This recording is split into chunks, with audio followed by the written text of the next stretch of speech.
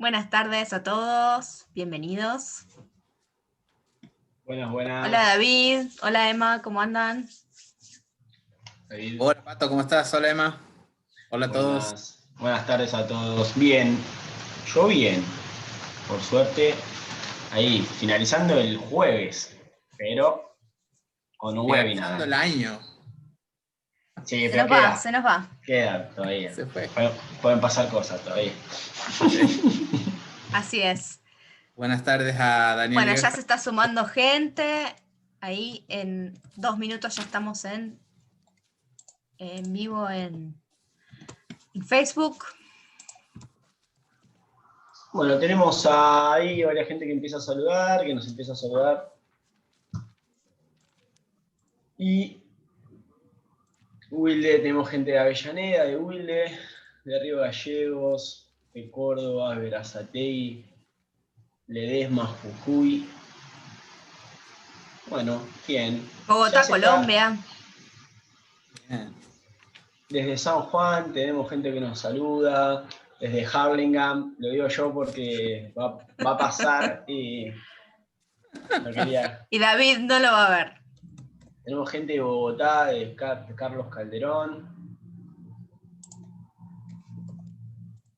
Bien, bien. Mucha gente, como siempre, muy variado, muy variado. El tema de hoy también es bastante fuerte. ¿Querés contarnos un poquito, David? Sí, espero que hayan venido con lápiz, papel y calculadora a la clase de hoy. Bueno, todos saben que el tema es fuerte y que por ahí, digamos, voy a tratar de hacer algo distinto o parecido, pero, o sea, no me puedo ir muy por las ramas ni hacer una innovación muy grande en la enseñanza de este tema, pero sí por lo menos alguna cosa más práctica, un poco distinta a lo que se ve siempre, para darles alguna novedad y que algo les quede. Simplemente eso, hoy va a ser una parte y otra parte va a ser el 17, ¿verdad, Pato? 17 es la parte 2. Exactamente. No. Así que bueno. ¿17? Sí, 17. Sí, 17. Si no, ya caemos con la sidra el 25 a las 11 de la noche. Claro. Yo dije, qué raro que Pato no puso el 24 un webinar. Y después me avisé que, claro, que ¡siempre! Bueno, voy a compartir. Saludo, dice Walter, no dice cuál Walter, pero tengo, dice para mi amigo Walter, para mi amigo David, dice Walter. Así que... Jueves 17, gente, 17 jueves, sí. El tema 2 de lo que va a estar dando David hoy. Exactamente. Como siempre les decimos, si tienen preguntas, a través del botón de Q&A, que figura acá abajo, pueden hacer las preguntas o preguntas y respuestas, depende de la versión de Zoom que tengan, cómo aparecen. Al finalizar el webinar de hoy, les va a aparecer una encuesta para responder, y luego nosotros les enviaremos por mail todo el material. Síganos en redes sociales para enterarse, como decíamos recién, de todas las novedades de Rocker y las nuevas fechas. Y por otro lado, les recordamos que tenemos el canal de YouTube, Rocker Videos, para que puedan visualizar tanto esta capacitación, que la subimos el día de mañana, como todas las anteriores que tenemos tanto con David como con otros oradores, como el ingeniero Farina, o con técnico electromecánico también Jorge Tapia. Con Jorge también tenemos un webinar el próximo jueves 10, así que sí, estamos muy a full con los últimos webinars del año. Bueno, o sea que tendríamos jueves 10 y jueves 17. Jueves 10 y jueves 17. Hoy los y últimos webinars. Sí, del señor. Año, por lo menos. Del año. Después probablemente nos tomemos unas vacaciones, ya les vamos a contar. Y arranquemos con todo el 2021 con muchas fuerzas, y bueno, esperamos volver a tenerlos también con nuevos temas y todos un poco más frescos, ¿no? Que este año fue un poco difícil para todos. Estaría bueno volver a viajar al año, ¿no? No sé qué también, se dice. Empezar a hacer unas capacitaciones en vivo y directo. Sí, presencial, ver gente. hacer Ver un caras. dúo, un streaming tipo presencial y por Las Zoom. dos cosas, qué lindo poder hacer las dos cosas. Claro. Ya se viene Pato con nosotros también. Sí. A full. Bueno, y tenemos, David, algunas preguntitas que nos hicieron en redes sociales. Las vamos a responder, ¿qué te parece? Bueno, si corresponde. Vamos con la primera. Si compenso el factor de potencia, ¿baja la corriente? La respuesta es sí, y depende de qué tramo de cable hablemos, pero sí. En general podemos decir eso. Si compenso el factor de potencia, o si corrijo el factor de potencia, o si compenso la energía reactiva, vamos a hablar un poco hoy de esta terminología, y vamos a hacer un pequeño calculito donde vamos a demostrar justamente eso que está ahí en la pregunta, que es cuando se compensa el factor o cuando se mejora el factor de potencia, baja los amperes, digamos, la corriente. Perfecto. Y la segunda y última, con la factura de luz, ¿podemos corregir el factor de potencia? Bueno, con la factura de luz vamos a tener los datos necesarios para seleccionar los elementos, por ejemplo, capacitores, o un relé barimétrico, que de eso no vamos a hablar hoy, sino en la próxima.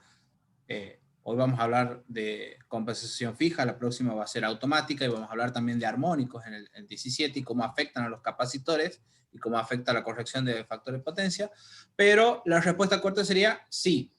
Nada más que los datos que nos brinda la factura de luz va a depender de la distribuidora y va a depender del tipo de tarifa. Tarifa 1, tarifa 2, tarifa 3.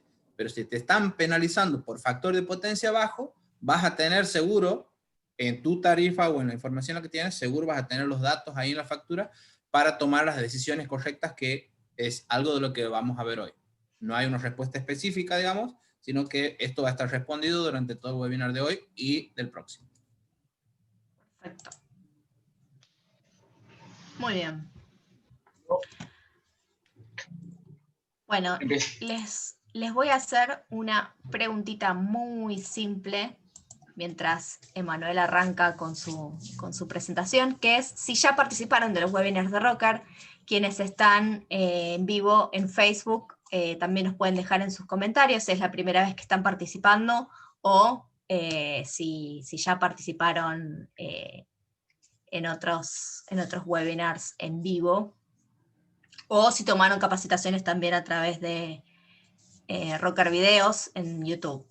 También pueden dejarnos sus comentarios, así sabemos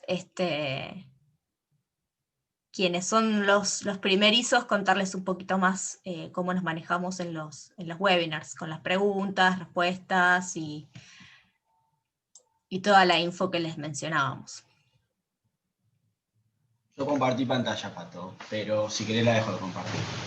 Ya te veo. No. Damos un minuto más y finalizamos. Bueno, tenemos la gran mayoría que participó de los webinars de Rocker, así que bueno, gracias por seguirnos y por seguir ahí. Y a quienes es la primera vez, entonces les contamos que al finalizar el Zoom van a tener, se les va a habilitar una encuesta para responder, y de forma automática les va a llegar por correo electrónico el certificado de participación y el material tanto de lo que brinda la capacitación que brinda Emanuel de los productos Rocker, como la primera parte del tema que brinda hoy David. Y también pueden encontrar en rocker.com.ar/webinars todos y absolutamente todos, desde el primero hasta el último, los videos de Rocker y el material también brindado. Así que cualquier consulta en el botón de preguntas y respuestas. Muy bien, Pato. Bueno, voy a arrancar. Hoy vamos a ver gabinetes. Va a ser algo que si bien ya lo vimos en otros webinars, lo hemos visto poco.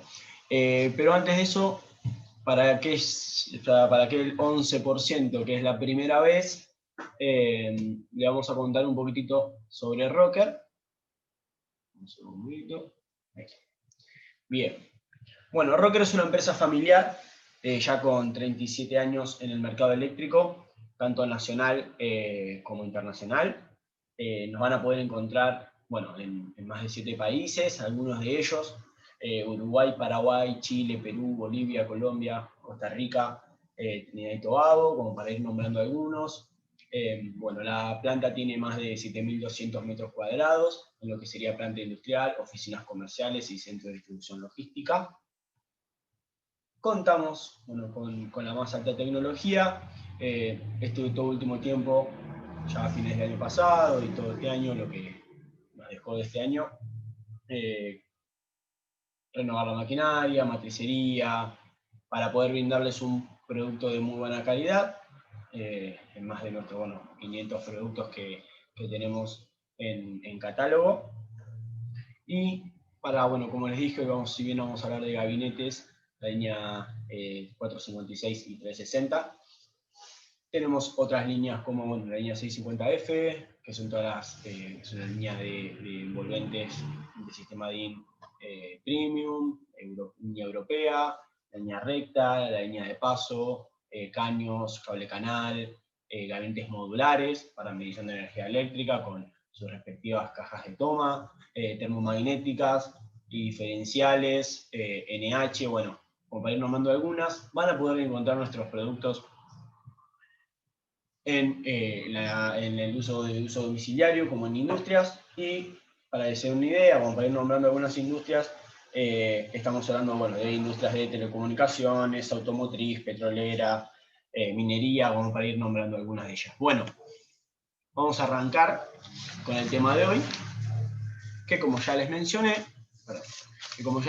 son gabinetes para sistema DIN y de conexión, línea 456 y línea 360. Si agarran un catálogo, si revisan nuestra web, van a poder encontrarlos con esos nombres. ¿Bien?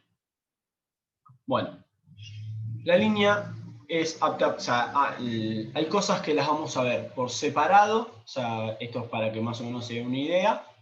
Son dos líneas muy similares, donde se diferencian es en el uso de ellas, pero algunas características se comparten, son las mismas.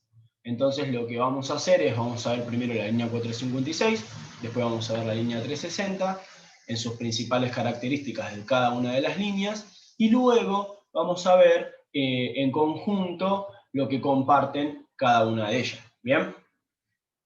Bueno, hay cosas que vamos a ir repitiendo para ir fijando la idea. Ambas líneas, y en este caso vamos a ver la línea 456, es apta para intemperie, tiene IP65 y K08. Es una línea, es una envolvente con sistema DIN, viene con un riel DIN, y sus prestaciones van de 8 a 92 módulos.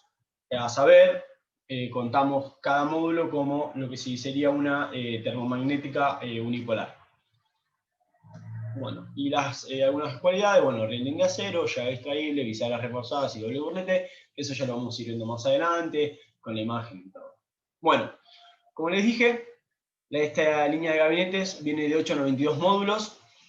En lo que es línea de gabinetes, contamos con una gran variedad en lo que son este tipo de producto.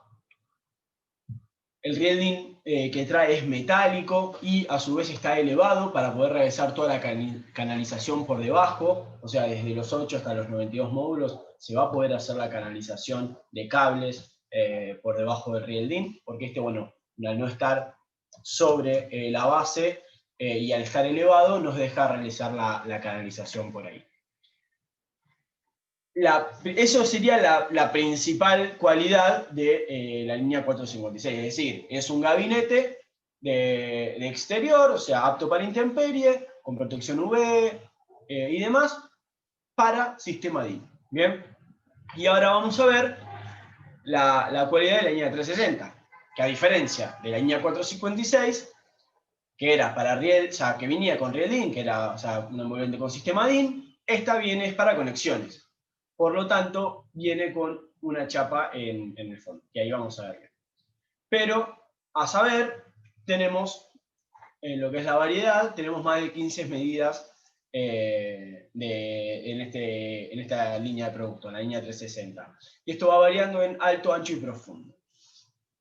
Esos son de medidas distintas, no de cantidad de artículos. Si van, ahora lo vamos a ver, pero si van al catálogo o a la web, como les dije anteriormente, se van a encontrar que hay más de 15 artículos de esta línea.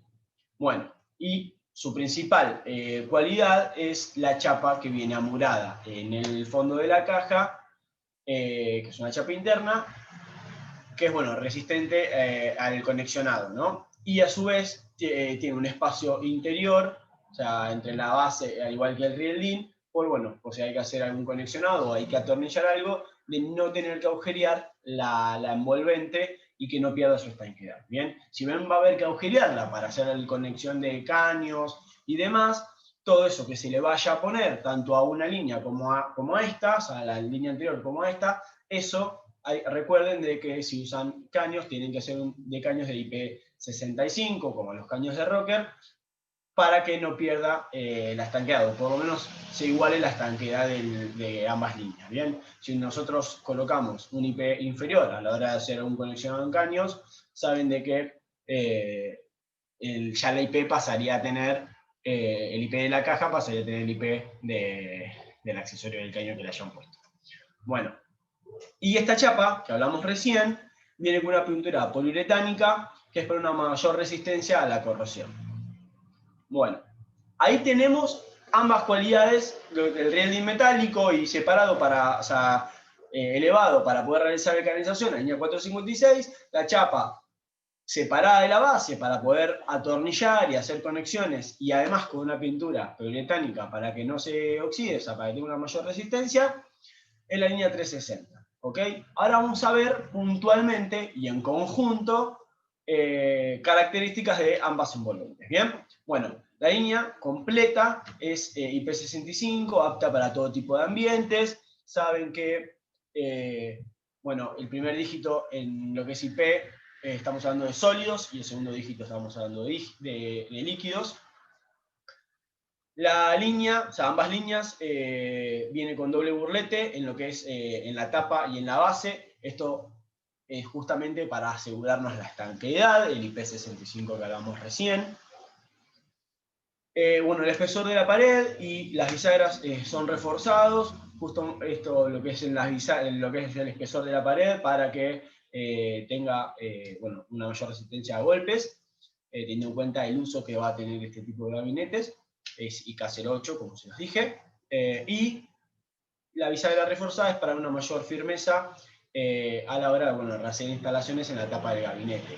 A veces estos gabinetes quedan algún tiempo abiertos, o se ponen botones o luces y ese tipo de cosas que se suelen poner en las tapas de los gabinetes, que, bueno, justamente para que siempre cierre bien el envolvente,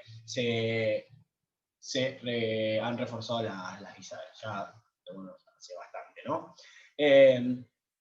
Cuando yo les comentaba que si bien había 15 medidas distintas, pero hay más artículos, lo mismo pasa con la línea 456, porque van a poder encontrarlas en tapa gris o en tapa cristal. Esto obviamente dependiendo de la necesidad del usuario. Y acá vamos a ver lo que sería el IP. Como les dije, el primer dígito está hablando de sólidos y el segundo dígito está hablando de líquidos.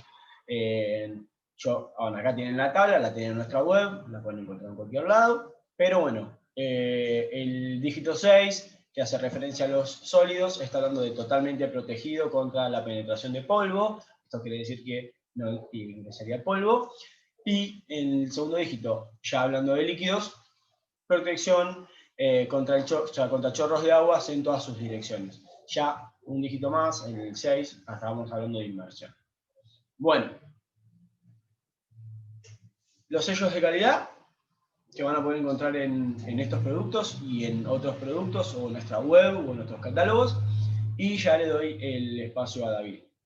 Bueno, cumplimos con todas, con normas IEC e IRAM. Van a encontrar nuestros catálogos, cada una de ellas normas con las que cumplimos. Se van a poder descargar también los certificados. Obviamente los productos están certificados por IRAM y por Seguridad Eléctrica Argentina.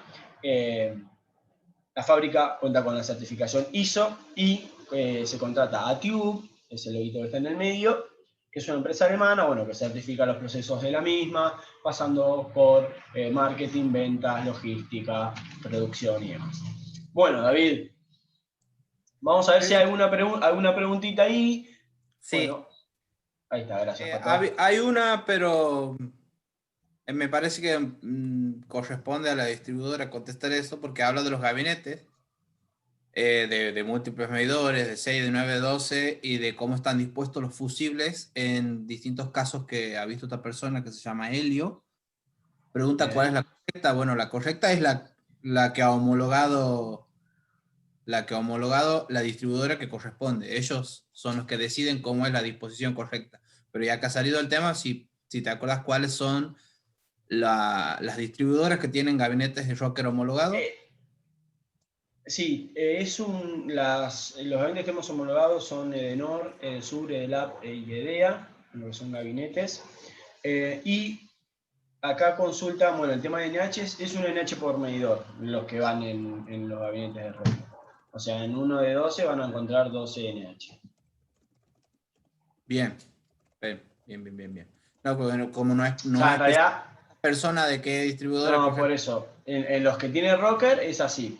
En las 4 prestadoras de servicio que tienen rocker, que las repito, Edenor, Edesur, Edelab y Edea, vienen con un NH, o sea, con una base NH por medidor. Pues el NH lo coloca el usuario o la prestadora de servicio, bueno, dependiendo cada uno de ellos. Y no todas llevan el mismo tipo de NH. Si bien son todos NH00, tengo entendido, por ejemplo, que EDEA lleva seccionador y no el NH común. Y bueno, nada. Claro, hay muchas cosas. Por eso lo que decía David, de que dependiendo de la prestadora, claro, va a ser y dependiendo del lugar donde estén cada uno de ustedes. Bien, David. Acá tengo, bien, es la misma. Entonces, sí, bien. Estamos. Bueno, eso de las distribuidoras tiene mucho que ver con el tema de hoy, por eso lo he tratado de hacer general. Si bien en algún momento vamos a hacer el análisis de una factura, justamente como era una de las preguntas del principio, voy a tratar de que sea general y que les sirva a todos, porque hay muchas distribuidoras con distintos formatos y ni hablar de que ni siquiera estamos hablando de Argentina, estamos hablando de que nos ve gente de toda Latinoamérica por suerte, así que lo voy a tratar de hacer lo más general posible, pero que sea práctico y que les sirva lo de hoy para poder leer una factura también, porque por ahí nos quedamos con las cuestiones teóricas y lo que nunca veo que se enseñe, porque justamente no todas las facturas todas las distribuidoras tienen una factura distinta, en un formato distinto, por ahí no veo que se enseñe cómo leer la factura, así que eso vamos a tratar de hacer hoy, vamos a ver hasta dónde llegamos.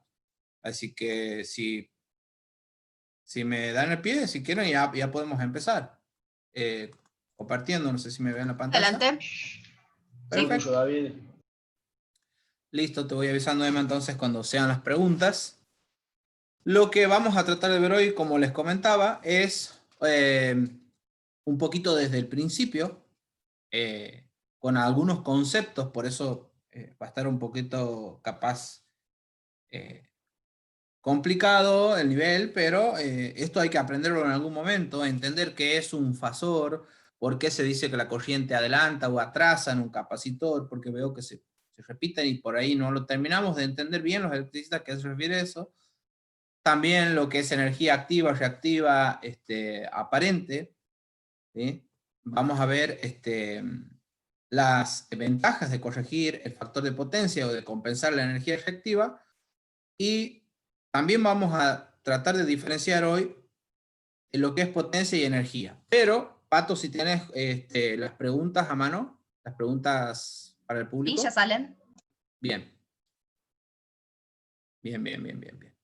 Justamente me he acordado por eso. Y vamos a tratar de... Entre las preguntas que las ven solamente los que están por Zoom, no los ven los que nos están viendo en vivo por Facebook, ni los que nos van a estar viendo mañana por YouTube.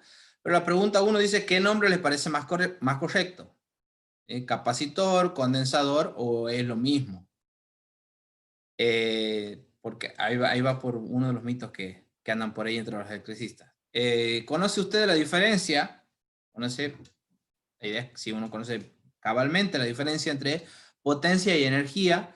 Y la tercera pregunta, ¿cuál es el factor de potencia mínimo de una instalación según la AEA? El factor de potencia mínimo de una instalación según la AEA. Las opciones son 0,85, 0,95 y la otra opción es no depende de la AEA. Así que les dejo esto para que lo vayan mirando y aprendiendo hasta que estén las respuestas. Esto es algo que deberíamos conocer, ¿sí?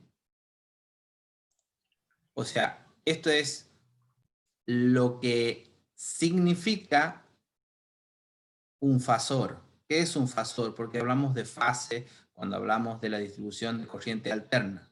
Son simplemente dos representaciones matemáticas de una misma cosa, que es la variación del voltaje con respecto al tiempo.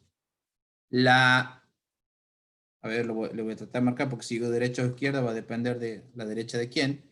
Esta onda senoidal, todos lo van a reconocer, es simplemente el voltaje, o tal vez la corriente, depende, vamos a hablar en general de una señal alterna, en función del tiempo, así como cuando vemos el pronóstico, que va a ser aquí en Santiago, por ejemplo, 20 grados a las 10 de la mañana, y 40 grados a las 11 de la mañana, bueno, se va armando una curva, ¿verdad? De un determinado valor en función del tiempo. Bueno, esa es la famosa senoide que ven ustedes ahí. Pero hay otra manera de representar matemáticamente esa senoide, que es con un fasor, que es el que están viendo ahí. Pero mientras tanto tenemos las respuestas ya. ¿Qué nombre le parece más correcto? Capacitor dice el 55%, condensador dice el 10%, es lo mismo dice el 35%. Bueno, la cuestión es que si ustedes buscan, ¿por qué estamos hablando aquí de capacitores? Porque justamente para corregir el factor de potencia, vamos a hacer un spoiler, no hay ninguna novedad, para corregir o compensar el factor de potencia, se usan capacitores. Y existen muchos mitos de que el capacitor es una cosa y el condensador es otra, o que el capacitor es una manera incorrecta o un anglicismo y condensador es como debería decirse en castellano. Si uno busca Wikipedia van a decir esto que yo estoy diciendo. Pero la verdad es que capacitor y condensador son exactamente las mismas cosas, por más que en algunos rubros, por ejemplo, el rubro de electricidad del automotor, hablan de que tal cosa se llama condensador. No, condensador y capacitor realmente son sinónimos.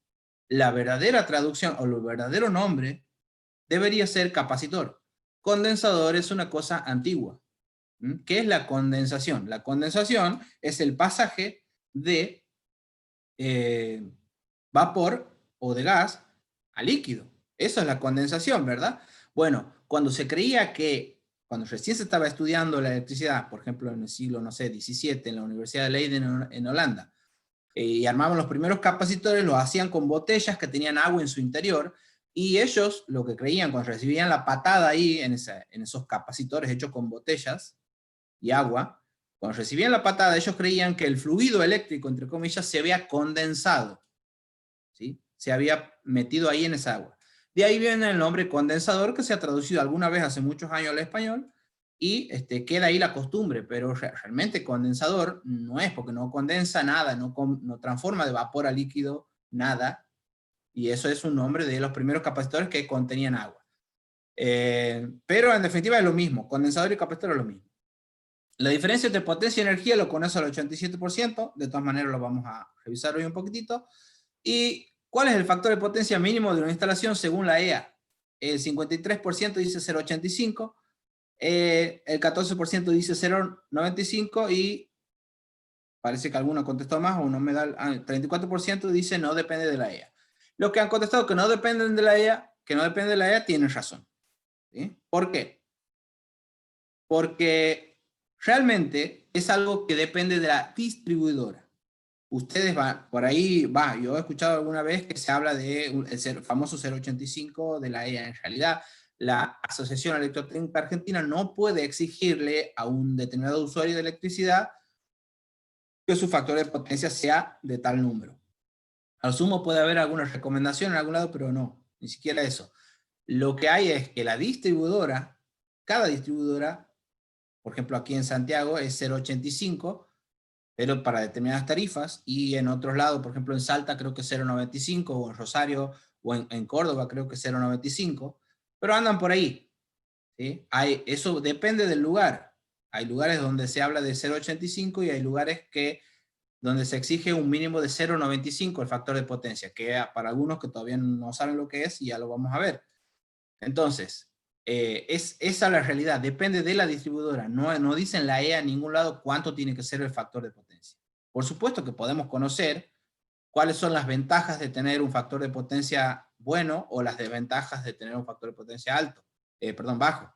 Entonces, eso ya lo vamos a hablar. Pero, para que se entienda un poco mejor, esto que tienen aquí es como si esta flechita que gira, que representaría el valor en cada instante del voltaje, por ejemplo, si yo le pusiera una luz desde aquí, su sombra, ¿qué alto tendría en este gráfico? Esa sería la relación entre las dos formas, que las dos son formas matemáticas de representar la corriente alterna.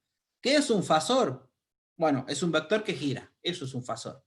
En definitiva, la corriente alterna y el voltaje alterno, o sea, los amperes y los volts, varían senoidalmente, decimos si los representamos matemáticamente así, o decimos son fasores si los representamos matemáticamente de esta otra manera.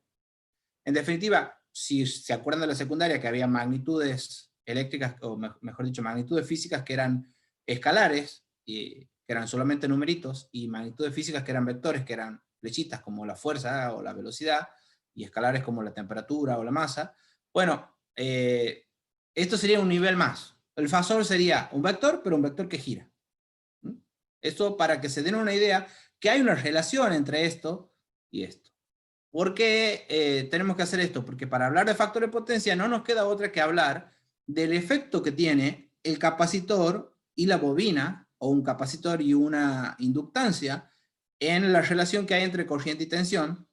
Entonces no podemos escapar al famoso adelanta o atrasa. Cuando hablamos de adelanta, que la bobina adelanta, que en la bobina se adelanta el voltaje a la corriente o lo que sea, o que atrasa en el capacitor o lo que sea, no sabemos qué es lo que se adelanta y se atrasa, simplemente lo repetimos. Bueno, este gráfico lo dejo mucho tiempo para que se den una idea más cabal de qué es lo que se adelanta y se atrasa. En una resistencia, esto va a una resistencia pura, por eso se le dice resistor, la potencia es voltaje por corriente siempre. Y es positiva porque en cualquier instante los valores de BI son ambos positivos o ambos negativos. O sea, cuando la curva celeste, que es el voltaje, y la curva violeta, que es la corriente, están en un valor negativo, menos por menos es más. Me da el resultado que es la curva negra, que es la potencia. Siempre positiva en una resistencia pura. Resistor porque es una resistencia ideal, digamos, que no tiene otro efecto que la resistencia. Muy bien, ¿cómo son los fasores? Porque este es la senoidal en función del tiempo. ¿Cómo son los fasores de voltaje y corriente? Son uno encima del otro y están girando en este sentido. ¿Sí? Uno encima del otro, no hay un ángulo entre ellos. Eso va a pasar entre el voltaje que hay y la corriente que atraviesa en una resistencia. No hay un ángulo entre estas dos flechitas que giran, entre estos dos fasores que son vectores que giran. Entonces, al no haber ningún ángulo, aquí no podemos decir adelanta ni atrasa, el famoso adelanta-atrasa. ¿Sí? Lo que hace la resistencia, o mejor dicho, lo que sucede en una resistencia, es que el voltaje entre sus patitas y la corriente que la atraviesa llegan al máximo al mismo tiempo. Llegan a cero al mismo tiempo, llegan al máximo negativo al mismo tiempo, llegan al cero al mismo tiempo. Es decir, en una resistencia, el voltaje y la corriente se dice están en fase. Cuando digo están en fase, dos señales, es porque no están desenfocadas, digamos, sino que están puestas al unísono. Llegan al mismo tiempo al máximo y al mismo tiempo a cero. A eso nos referimos cuando decimos que una resistencia tiene ese efecto. En cambio, en un capacitor y en una inductancia o bobina, se sucede otro fenómeno. No le demos tanta bolilla, bueno, sí, también deberíamos ver la gráfica negra, pero miremos más la gráfica celeste y la violeta. Para un inductor, ¿sí?, o un capacitor, P es igual a V por I también, la potencia también es igual a voltaje por corriente. Pero, ahí me va a dar de tal manera este voltaje y esta corriente una igual cantidad de ciclos positivos y de ciclos negativos, de tal manera que el promedio es 0. En definitiva, si tengo una bobina pura, le doy potencia a esa bobina me la entrega en el semiciclo siguiente. Le doy potencia a esa bobina y esa bobina le entrega a esa bobina a su fuente de energía, a quien lo está alimentando, se la devuelve en el ciclo siguiente. Son dos personas que están tirando una pelotita, digamos. Entonces, lo mismo sucede en el capacitor. Un capacitor ideal, puro, lo que hace es, en un semiciclo le das energía y en el siguiente semiciclo te la devuelve, y así. Va, vuelve, va, vuelve, va, vuelve. O sea, no consume. Una bobina pura no consume watts. Un capacitor puro no consume watts. Simplemente los toma y te los devuelve.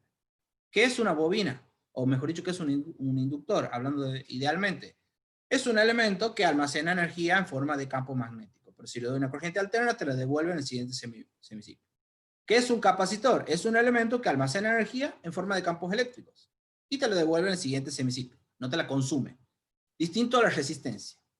Entonces, si ustedes se fijan, la gráfica negra, que es la de potencia, cuando tengo resistencia, tengo una potencia que en ningún momento ha sido negativa. En ningún momento me devuelve nada. Consume todo lo que le doy.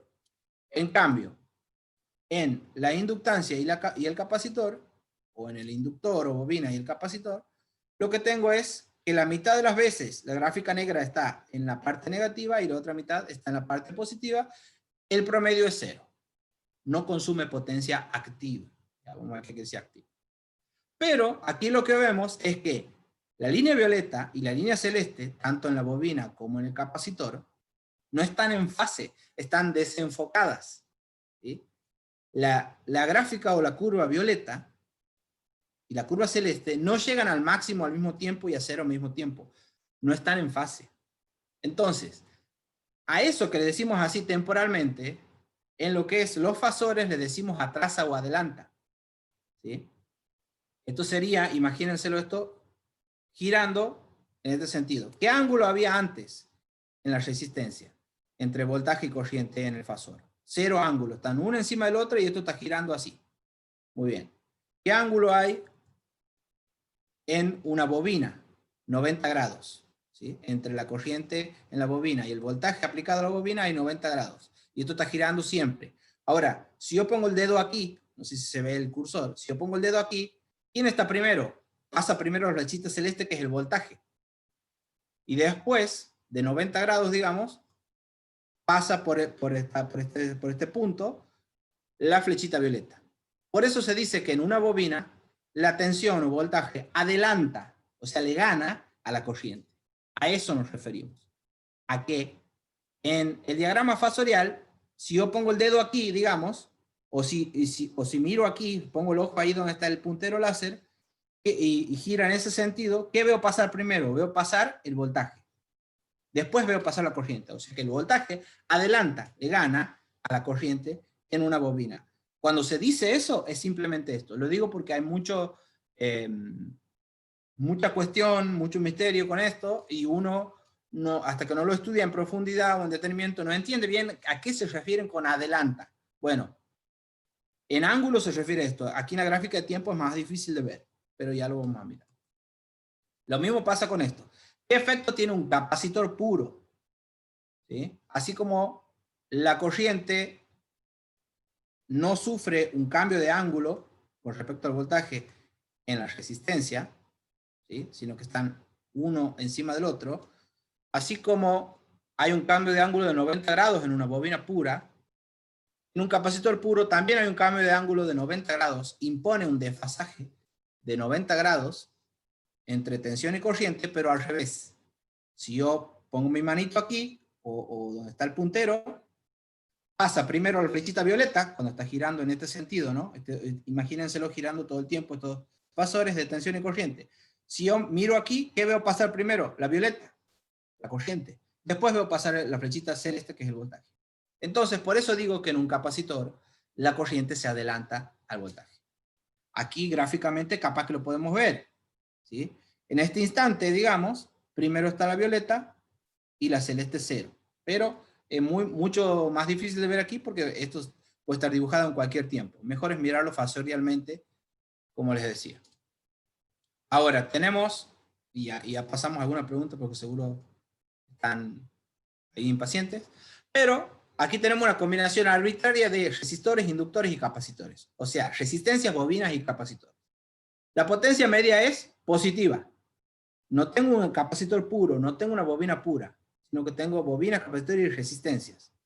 Hay una potencia media positiva. ¿Sí? Un medio de B por I por coseno del ángulo phi. ¿Qué es el ángulo phi? El que era 0 aquí, ¿sí? El que era 90 aquí, o el que era un ángulo cualquiera cuando tengo una resistencia. O sea, cuando tengo bobina, capacitor, resistencia, ya el ángulo ese puede ser cualquier cosa. El coseno de ese ángulo es el coseno phi. El coseno, que vamos a ver qué es, del ángulo que hay entre el fasor de corriente y el fasor de voltaje. O de tensión, mejor dicho. ¿Sí? Entonces, esa potencia media que veíamos aquí, que es positiva, aunque tenga un pequeño semiciclo negativo, porque tengo bobinas y capacitores que me están devolviendo la energía que les doy, tengo el consumo aquí, el resultante positivo. Y este un medio, no se asusten, en realidad es B por I por coseno de phi, nada más que aquí se está refiriendo al pico. ¿Sí? Voltaje de pico por corriente de pico es un medio, pero porque se refiere a esto, miren, a ver, no quiero marcar con esto, ven, se refiere al pico, voltaje, corriente. ¿Sí? Pero cuando tengo el voltaje de 220 volt, por ejemplo, es el valor eficaz. Su pico es 300 y algo, ¿sí? Multiplico por raíz de 2, le va a 310 más o menos. Ese es el pico. ¿Sí? Pero si lo hago con valores eficaces, por ejemplo, los 220 o la corriente que mida con la pinza amperométrica, este un medio no va. Ya vamos a ver bien la formulita. En definitiva, esto sería lo que sucede. Cuando tengo un circuito real, que va a tener resistencia, bobinas, capacitores, la potencia va a ser positiva. Quiere decir que el circuito me está consumiendo potencia, ¿sí? No me está devolviendo todo lo que le doy. Todo esto hay que tenerlo en cuenta para entender qué es el factor de potencia. Y bueno, y esto es lo que les decía. Este angulito que hay entre voltaje y corriente es el phi, una letra griega phi. El coseno de ese ángulo, una función trigonométrica del coseno, así como la tangente y demás, el coseno de ese ángulo es el coseno phi del que se habla. Entonces, les dejo esta pantallita hasta que Emma me diga algunas preguntas. ¿Tenemos preguntas, Emma? Bueno, sí, tenemos. ¿Me escuchás? ¿Se escucha? Perfecto, bueno. Una de las preguntas es si la potencia es una magnitud escalar o vectorial. Bien. La potencia, si bien la vamos a terminar dibujando como flechitas aquí, ¿sí? El famoso triángulo de potencia, esas flechitas que hay en la punta, la verdad que no tienen ningún sentido. Ningún sentido físico, digamos. Lo que termina convirtiéndose esta multiplicación son si quieren, díganle vectores. Pero lo que sí es seguro es que no son fasores. Guarda, esto no gira, esto está quieto. La potencia aparente, activa o reactiva, está quieta, no está girando. Lo digo porque por ahí hay mucha confusión con eso y está bien la pregunta. Los vectores que giran, lo que son fasores, son el fasor corriente y el fasor voltaje o tensión. Pero la potencia que surge de multiplicar esas dos cosas no es un fasor. Lo puedo tomar a lo sumo como vectores, pero hay autores incluso que dicen que ni siquiera son vectores, por más que los ponga de esta manera en este triangulito, que ya lo vamos a analizar. ¿Otra pregunta? Bien, y la otra pregunta dice, ¿cómo notas el desfasaje? O sea, ¿cómo se ve el desfasaje? De notar, no se va a notar a menos que tenga una forma de medir esa señal, por ejemplo, con un osciloscopio. No lo voy a notar Bien, la forma de verlo es con un osciloscopio. Claro, obviamente voy a verlo también si titilan las luces, más que nada los fluorescentes, que se hace una conexión donde se le ponía un capacitor porque el balasto del tubo fluorescente es básicamente una bobina, entonces se le ponía un capacitor para que compense un determinado fenómeno, que es el efecto estroboscópico, se llama, y ahí podía visualizar. Cuando dice ver, no sé a qué se refiere con ver, pero por ejemplo, ahí podía ver estos efectos, ¿sí? Pero en general, los 50 Hz, el cambio que hay, son invisibles para el ojo humano. De hecho, por ejemplo, cuando yo hablaba aquí de que este es un medio de B por I, que la potencia media es un medio de B por I por coseno de phi, dice aquí, y yo les decía, no se asusten, la potencia en realidad es B por I por coseno de phi, este un medio no va, porque bueno, lo tendría que demostrar matemáticamente, pero si aquí pongo raíz de 2 por el voltaje eficaz,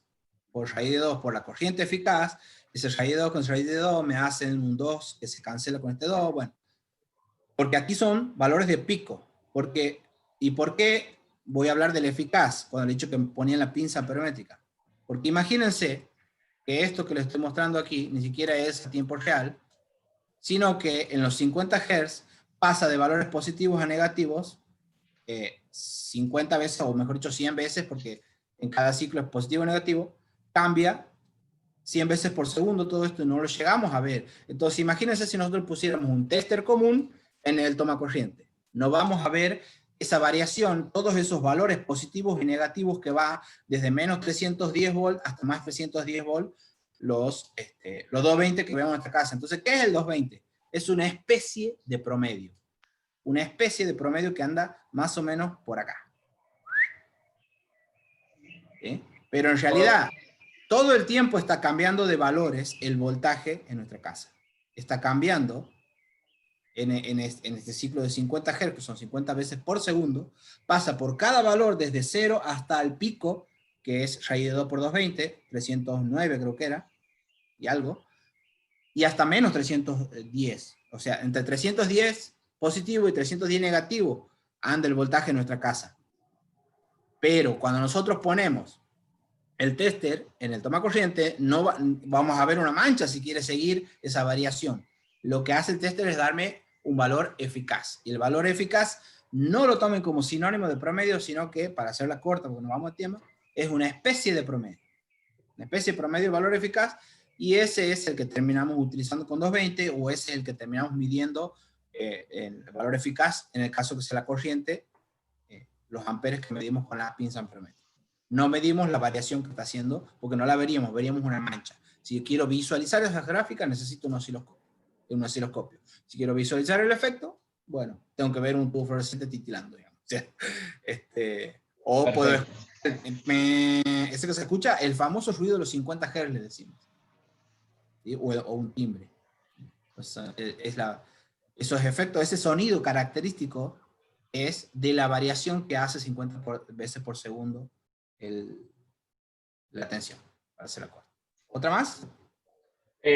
No, había una segunda que hablaba ahí de si el factor potencia viene en un equipo de medición o solo se hace el cálculo matemático. No, bien. Bien. Tenemos varias formas. Bueno, ahora no lo tengo aquí a mano el aparato, pero en la próxima lo muestro, en el webinar que viene, que ahí va a ser necesario. Muy bien, entonces esto... Una cosita. Quiero decir algo. Vi muchas preguntas en el chat. Por favor, recuerden hacerlas en preguntas y respuestas. De ahí las vamos a sacar. A la gente que está en Facebook lo hace a través de ahí del comentario, que lo vamos a ir leyendo también, lo va a ir viendo Pato. Pero recuerden de entrar a la parte de preguntas y respuestas, porque en el chat a veces habla gente. Capaz que ustedes no lo ven, porque ponen a todos los panelistas, pero tenemos... O sea, es varios, nosotros terminamos viendo todo, entonces se nos va a perder. Claro. Así que bueno, muchas gracias. Puedes seguir, David. Muy bien. Aquí tenemos un cuadro que cuando tengan el PDF les va a quedar ahí a mano. No sé si está tapado por alguna ventanita, si ustedes ven mi cara, pero por las dudas. Potencia, hay 3 tipos de potencia, que ahora vamos a ver cuáles son. La potencia activa, que se mide en watt. La potencia reactiva, que se mide en volt-ampere reactivo, y la potencia aparente que se mide en volt-ampere. ¿Sí? Entonces, la forma de calcularlos en un circuito monofásico y en un trifásico están aquí las fórmulas. ¿Sí? La potencia activa es voltaje por corriente, o tensión por corriente, por coseno de phi. ¿Sí? Por eso siempre, cuando tenemos que la corriente es igual a la potencia dividido voltaje, si agarramos los watts y lo dividimos entre los volts y calculamos los amperes, va a ser un aproximado cuando estoy en alterna, a menos que sea, no sé, una plancha, un calefón eléctrico, algo que sea resistivo puro. ¿Sí? Pero si no, hay que tener en cuenta el coseno de phi. Guarda con esos circulitos, con las formulitas que andan por ahí, porque todos esos circulitos, o el triangulito de la ley de Ohm y demás, que se usa, que es muy bonito para aprender, sirve solo para continua o para alterna con carga resistiva pura. No nos sirven esas fórmulas si tenemos situaciones más reales donde hay obviamente bobinas y capacitores, como cualquier instalación o casi cualquier aparato. Entonces, la potencia es esta, la potencia activa y se mide en watts. La potencia reactiva, que vamos a ver que es voltaje por corriente por seno del ángulo phi. Y la aparente es directamente voltaje por corriente, se mide en volt-ampere. En un circuito trifásico, o en un motor trifásico, por ejemplo, las fórmulas son estas. Son parecidas, nada más que aparece un raíz de 3. En vez de poner ahí los 220 volts, que en Argentina es la diferencia potencial entre fase y neutro, aquí lo que pondríamos es BL, tensión de línea, que en Argentina es la diferencia de potencial entre dos fases, o sea, 380 meteríamos aquí en esta forma. Donde dice BL, tensión de línea, en Argentina meteríamos 380. Donde dice B, meteríamos 220. En Argentina, en otros países cambia. Muy bien. Entonces, todo esto les va a quedar a ustedes para que más o menos se entienda. No quiero explayarme mucho. Pero, en definitiva, cuando escuchen volt-ampere, la potencia de un transformador, por ejemplo, la vez pasada cuando calculábamos el cortocircuito del transformador, o cuando calculamos la demanda de potencia máxima simultánea, hablamos de volt-ampere, hablábamos de la potencia aparente, donde no sabemos nada del coseno de phi y del seno de phi. Simplemente agarramos los volts por los amperes y los multiplicamos. Por eso se mide en volt-ampere. Le decimos volt-ampere para diferenciarlo. En cambio aquí, la activa se mide en watt. Y la reactiva sería la que está presente en bobinas y capacitores. Esa es la potencia reactiva. Tiene un signo si tiene bobinas, o tiene un determinado sentido, y si son capacitores tiene otro signo de reactiva. ¿Sí? ¿Cuál sería la relación entre la potencia activa, reactiva y aparente? Un triangulito, me tengo que imaginar, donde en la base de ese triangulito pongo una flechita, que sería la potencia activa, que se mide en watt. A 90 grados, para acá pongo la potencia reactiva, que se mide en volt-ampere reactivo. Esto sucede, o va a ser más grande mientras más bobinas tenga, mientras más motores tenga. ¿Sí? Y la potencia aparente, que sería la suma de estos dos lados de este triángulo. La suma, ¿cómo la hacemos? Con Pitágoras, ¿verdad? ¿Se acuerdan? Si aquí tengo un triángulo de 90 grados, la flechita celeste, que es la hipotenusa de este triángulo, lo vamos a hacer con Pitágoras. Raíz cuadrada de la suma de los cuadrados de los catetos. Si no, ya lo vamos a repasar. Pero en definitiva, el ángulo que hay entre la potencia activa y la aparente, aparece aquí, es phi. Así como primero era el ángulo entre la corriente y la tensión, aquí va a ser, y después vamos a explayarlo un poquito más, el ángulo entre la potencia activa y la potencia aparente. La aparente sería la suma, pero no una suma donde 2 más 2 da 4. No, aquí es una suma vectorial, si lo quieren decir así. Es una suma en un triangulito. Aquí la suma de esta flechita verde y esta flechita roja no es el número más el número, sino que se hace con Pitágoras. O sea, esa suma que, si yo tengo que este lado vale 4 y este lado vale 3, este lado no vale 4 más 3, 7, sino que vale 5. ¿Por qué? Porque hago Pitágoras. Raíz cuadrada de 3 al cuadrado más 4 al cuadrado, raíz cuadrada, sumado, digamos. Entonces sería esto.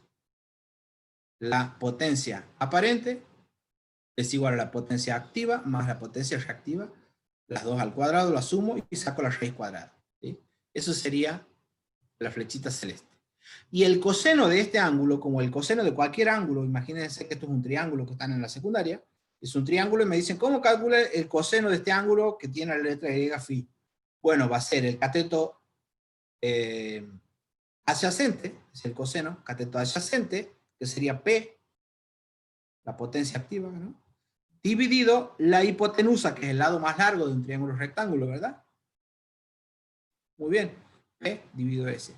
Ese es el famoso coseno de phi, porque es el coseno de un ángulo que le han llamado phi, le podrían haber llamado ángulo perro, no sé, y lo que hacen es calcular la potencia que está dada por este cateto, dividido la otra potencia que está dada por la hipotenusa. Cateto adyacente dividido hipotenusa es coseno. Es lo mismo que decir, en este caso, cateto adyacente es la potencia en watt, y lo divido entre la hipotenusa, que es la potencia aparente en volt-ampere. Ese es el coseno phi, que no es, a veces no es lo mismo que factor de potencia, pero eso lo vamos a ver más en la otra cuando veamos armónicos en la próxima clase. Y también es bueno saber cómo se calcula la tangente de phi en este triángulo de potencias. ¿Por qué razón? Porque existen determinados niveles de tarifas en donde te penalizan por un determinado coseno de phi bajo. Pero hay otro nivel que es el T3, las tarifas T3, muy grandes ya, consumidores muy grandes, donde en vez de hablarte o de informarte en la boleta el coseno de phi, te informan la tangente de phi, ¿sí? Donde la tangente es mala cuando es alta, al revés del coseno. Y esa tangente, ¿cómo se va a calcular? Como cualquier tangente del mundo, cateto opuesto sobre cateto adyacente. Co, K. ¿Qué le vamos a poner al freneo a fin de año? Co, K. Cateto opuesto sobre cateto adyacente. Así se van a acordar que es la tangente. Muy bien. Entonces, esto es importante, como les decía, saberlo, porque algunas tarifas me hablan del coseno de phi, las T2, por ejemplo, pero las tarifas llamadas T3, creo que en todas las distribuidoras les llama así, no sé si los niveles son lo mismo, lo que te penalizan es un determinado valor de tangente de phi. Entonces, ya teniendo esa relación, vamos a tener una idea mejor para lo que sigue. Y le va a quedar también una tablita donde me habla del coseno de phi, la tangente de phi, de determinados aparatos, lámparas incandescentes, que ya están prohibidas, supuestamente no deberíamos tenerla. Su coseno de phi es 1 y su tangente de phi es 0. La lámpara fluorescente, lámpara de descarga, que serían las de gas, digamos, mercurio halogenado, vapor de sodio, coseo, muchas cosas, pero quiero que se enfoquen por el momento en esta. Después la miran ustedes tranquilos toda la tabla cuando tengan el PDF, pero quiero que se enfoquen en esta parte. Es un dato importante que no se suele decir mucho, que es los motores. El factor de potencia de un motor depende de la carga. Cuando hablo de carga en este contexto, cuando hablo de carga, cuando estoy hablando de un motor, me refiero a cuánto lo hago trabajar. Si tengo un motor monstruoso para mover algo pequeño o algo no muy pesado, entonces ese motor no tiene mucha carga, digamos. Si tengo el motor justito diseñado de la potencia de los HP que corresponden al laburo que le estoy haciendo hacer ese motor está bien cargado, digamos. Entonces, ¿por qué es importante saber eso? Porque aquí podemos ver que según, si el motor está andando en vacío, por ejemplo, 0% de carga, su coseno de phi es 0,17. Si el motor está a plena carga, 100%, o sea, le hago hacer el laburo y la fuerza para la cual está diseñado, su coseno de phi va a ser 0,85, por ejemplo. Si le hago hacer la mitad del laburo para el cual está diseñado, su coseno de phi es 0,73. Es decir, que mientras mejor cargado está el motor, mientras más le hago laburar para el trabajo que se ha diseñado, ¿sí?, mejor va a ser su coseno de phi, porque va a ser más grande, 0,85, por ejemplo. Entonces, esto es importante por dos motivos. Para saber que el motor tiene un factor de potencia informado en la placa del motor, que es a plena carga. Si yo al motor lo hago trabajar en vacío, guarda porque su coseno de phi es muy bajo. O si sobredimensiono un motor, si tengo un cálculo donde tengo que mover en una cantera, no sé, 50 HP, una cinta transportadora de piedras, no sé. y resulta que le pongo un motor en vez de 50 HP, de 100 HP, por las dudas, lo que voy a hacer es que no va a estar bien cargado ese motor, va a estar sobredimensionado y voy a tener problemas porque voy a tener un factor de potencia bajo. ¿Sí? Entonces, por eso es importante saber que el factor de potencia de un motor depende de que también lo hacemos trabajar. No tiene sentido sobredimensionar los motores. Los motores tienen que ser justo y necesario. Ni de menos ni de más para el trabajo que están haciendo. Muy bien. Entonces, esta sería la idea general. Como ustedes ya conocen y ya hemos hablado de lo que son las distintas potencias, vamos a mencionar cómo sería la idea general. La idea general es la siguiente.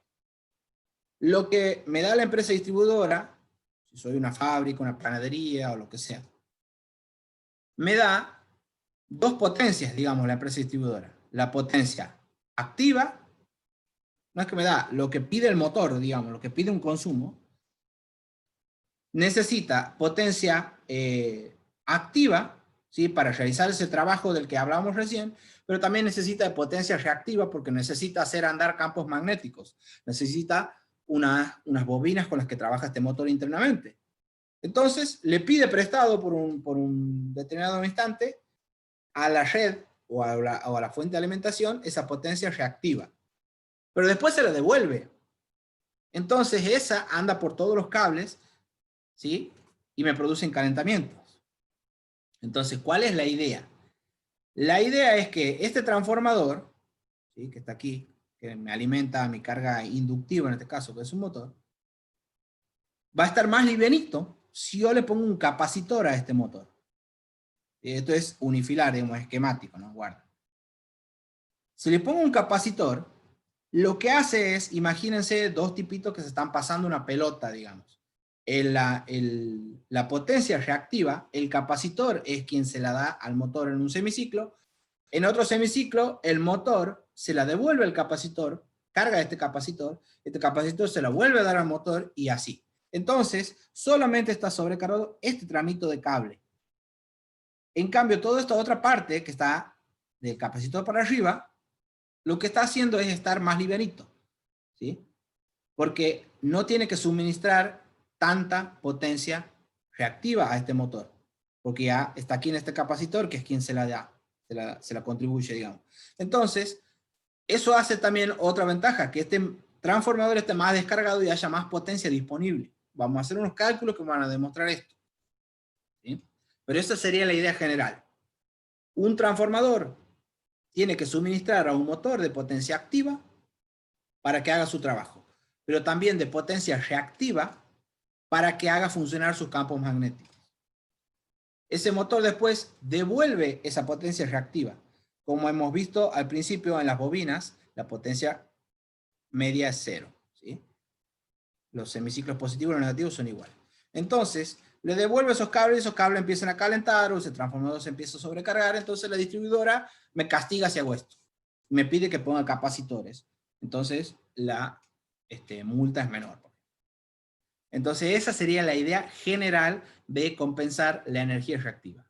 Lo que hago es ponerle un capacitor, ¿sí? Para que me dé parte de la energía reactiva que necesita este motor. Entonces, con eso, ya no tiene que venir desde el transformador, sino que se está intercambiando todo el tiempo aquí, ¿sí? Entonces, con eso, descargo la línea, lo cual hace que haya menos calentamiento en esta parte, en este tramo de cable, pueden ser kilómetros. También descargo el transformador. El transformador no necesita ser de tantos volt-ampere, ¿sí? O puede ser de los mismos volt-ampere, pero esos volt-ampere lo puedo usar para otra cosa, ¿sí? Y además no me multa la distribuidora. Entonces tengo todas las ventajas cuando hago compensación, ¿sí? En esta entrada, Emma, prepárate en un segundito alguna pregunta, una o dos del Zoom, pero también alguna pregunta de Facebook también si quieres. Si es que... Bueno, si es que cuando vos me digas. Dale. ¿Qué pasa cuando se corrige el factor de potencia? Bueno, la idea sería esta. Tenemos la potencia activa. Esto yo sé que es pesadísimo, pero en algún momento lo tenemos que aprender, muchachos electricistas. La potencia activa, ¿sí? La potencia reactiva, que se mide en volt-ampere reactivo, que sería dado por los inductores bobinas, por ejemplo, un balasto, un tubo fluorescente, o el bobinado de un motor, ¿sí? Eso sería lo que me proporciona esta flechita roja. Y esa sería la potencia aparente, cosa que ya hemos visto. Ahora, ¿qué pasa cuando tengo capacitores? Cuando compenso o corrijo el factor de potencia. Lo que estoy haciendo, aquí está el ángulo phi. Cuando tengo capacitores, lo que estoy haciendo es meter aquí unos volamperes con los capacitores, unos volamperes reactivos, una potencia aparente, una Q, pero que va en sentido contrario a esta flechita roja. ¿Sí? Entonces me la achica, le hace la contra, como veíamos esquemáticamente recién.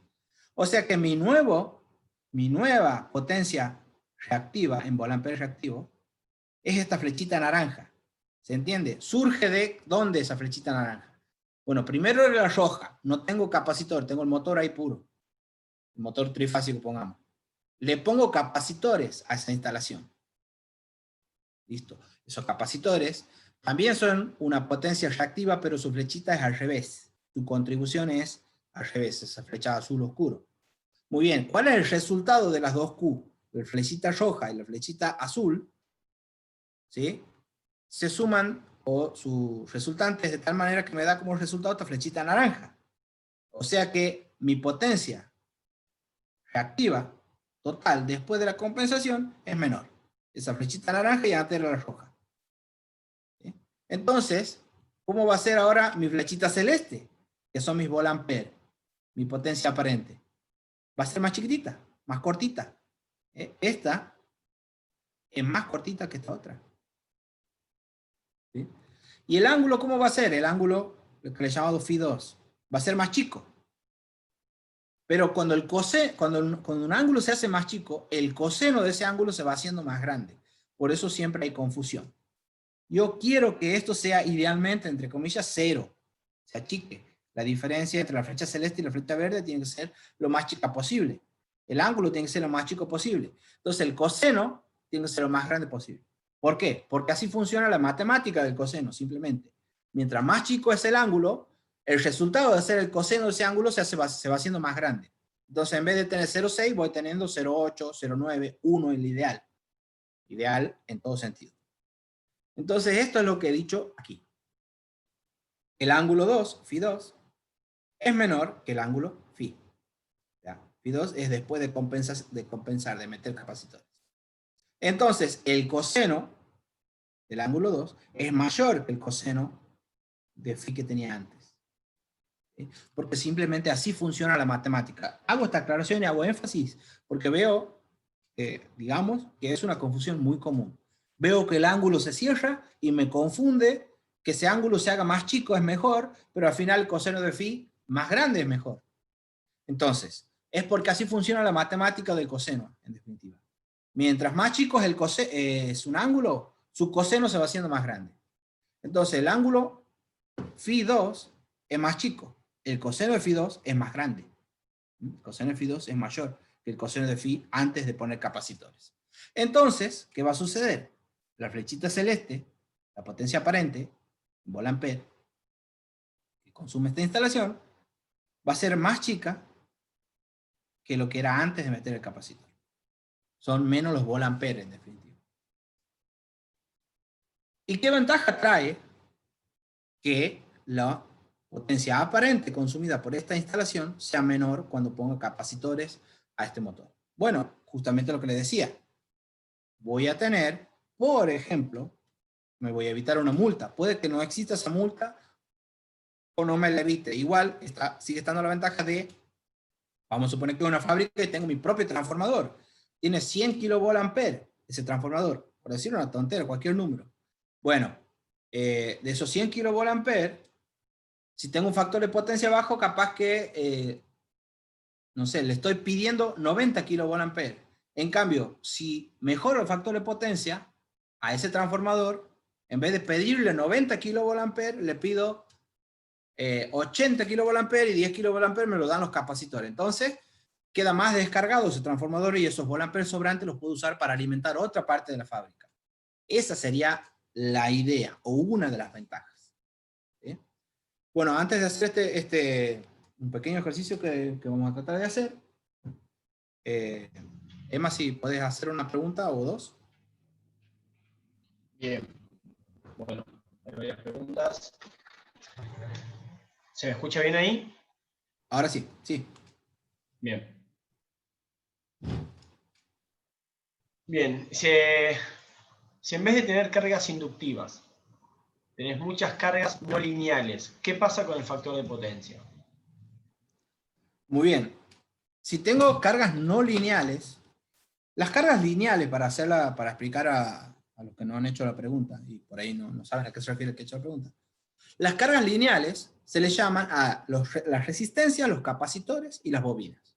Cualquier otra cosa es una carga no lineal. Por ejemplo, un aparato electrónico, un variador de velocidad, un varistor, un díodo, un transistor, cualquier otra cosa que no sea resistencia, ni bobina, ni capacitor, es un elemento no lineal.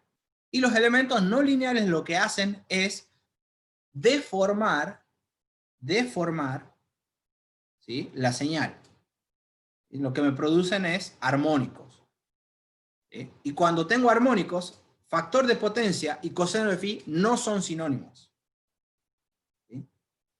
Entonces, ese sería, porque hay que verlo gráficamente, pero eso sería lo que va a suceder. Si tengo elementos no lineales, lo que voy a tener es muchos armónicos. Y ahí lo que voy a tener, aparte de la cuestión semántica, digamos que coseno de phi no es lo mismo que factor de potencia, ahí, ¿sí? Ahora, si las cargas son todas lineales, bueno, sí, puedo decir que factor de potencia y coseno de phi son sinónimos, pero en general no, porque en todo voy a tener electrónica y voy a tener armónicos. Pero los efectos y los peligros, porque me pueden explotar los capacitores, guarda, o sea, cuando tengo armónicos, lo que voy a tener, siguiendo la pregunta de esta persona, es que los capacitores, si bien no generan armónicos, son los que más se ven afectados por los armónicos. Pueden, entre comillas, explotar. ¿Sí? Además, los amplifican a los armónicos. No los generan, pero los amplifican. Entonces tenemos toda una serie de problemitas que lo vamos a ver el 17 de diciembre en la segunda parte de este webinar. ¿Otra pregunta, Emma? Está sin sonido. Perdón. Hay muchas preguntas sobre el tema de locales comerciales, heladera, freezer.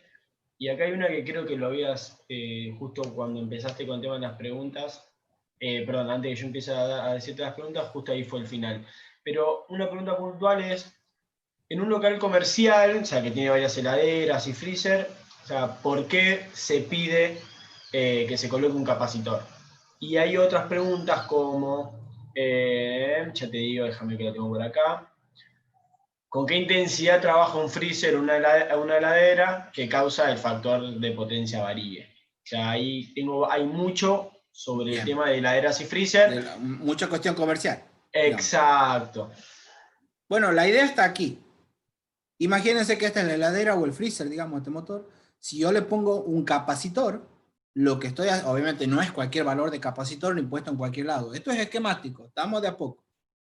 Pero en definitiva, si yo le pongo un capacitor, estoy mejorando el factor de potencia de esa. El aparato puede venir compensado también. Mientras más antiguo, digamos, es menos probable que tenga capacitores, pero en definitiva, o que los capacitores tengan otra función de estar solo en el arranque de esa heladera, por ejemplo, y después no estar, y como tengo bobina pura, tengo el factor de potencia bajo. Bueno, pueden pasar muchas situaciones, o sea, no, es muy general la pregunta, digamos, pero voy a tratar de contestar específicamente. ¿Por qué se pide un capacitor? Por esto que estamos viendo aquí. La empresa distribuidora puede ser la dueña de este transformador. Es lo más probable que me alimente de la red pública de baja tensión. Entonces, esto es de la distribuidora. Entonces, si yo tengo una fábrica y si compro en media tensión y ese transformador es mío, también me conviene compensar el factor de potencia, pero por otros motivos. Ahora, si soy un local comercial y la distribuidora me multa, ¿por qué me multa? ¿O por qué tengo que poner capacitores de determinado valor en las heladeras y freezer para evitar esa multa? Porque la distribuidora quiere tener este sobrante, que dice aquí alimentación disponible. La distribuidora, ese transformador, no es solo para ese comercio, sino para otros. ¿Sí? Entonces, si uno tiene el factor de potencia bajo, los volt-ampere que necesita tener o entregar ese transformador son más que si le pongo capacitores. O sea, si yo pongo un capacitor, fíjense, imagínense como flujo de energía esto. La parte verde, esto sería antes de compensar, ¿no? Este sector, y este otro sector sería después de compensar. La parte verde sería la energía reactiva que el transformador tiene que entregar al local comercial este. Imagínense aquí este motor, bueno, toda una instalación completa. Muy bien. Entonces, si yo pongo capacitores, adentro de mi instalación, de cierta y determinada manera y determinado valor, para compensar los aparatos que tienen motores, o cargas inductivas en general, lo que va a venir del transformador, o lo que le va a pedir mi instalación al transformador, va a ser una flechita verde más angostita, ¿ven? O sea, le pido menos energía reactiva. Y al bajar la energía reactiva, es menos la potencia aparente que tiene que tener este transformador, o que le pido a este transformador. Y por lo tanto, ese sobrante, después la distribuidora le puede vender al comercio de al lado. En definitiva, por eso es malo tener un factor de potencia bajo, o por eso me multan, o por eso me piden poner ese capacitor. Aquí en esta diapositiva está la idea general. ¿Sí? Es lo que le pido al transformador es menos si pongo capacitores. Porque lo que le pido al transformador es una parte de una flechita gris, que sería la potencia activa, y esta parte de la flechita verde, que es la potencia reactiva. ¿Sí? Ahora, si yo pongo capacitores, la flechita verde que le pido o que sale del transformador es menor. ¿Por qué? Porque una parte de la potencia reactiva me la dan los capacitores. ¿Sí?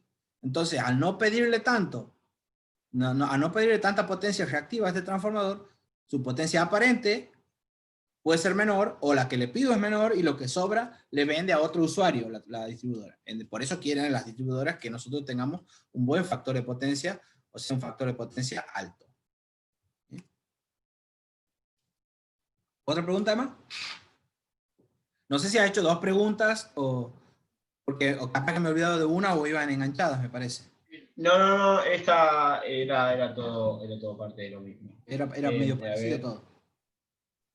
Sí, era la idea para poder cerrar y dar una idea en base a la parte comercial que se estaban... Porque no vamos a llegar a responder todas las preguntas y mucho menos de eso. Bien. Oh, bueno, traten de no hacer preguntas tan específicas, sino cosas que les sirvan a todos los que están, están oyendo. Por eso la idea fue englobarla. Bien, perfecto. ¿Querés seguir y vamos viendo otras preguntas en un ratito? Listo, sigo nomás. Bueno, entonces aquí lo que teníamos es, lo voy a repetir, porque esto sé que es difícil.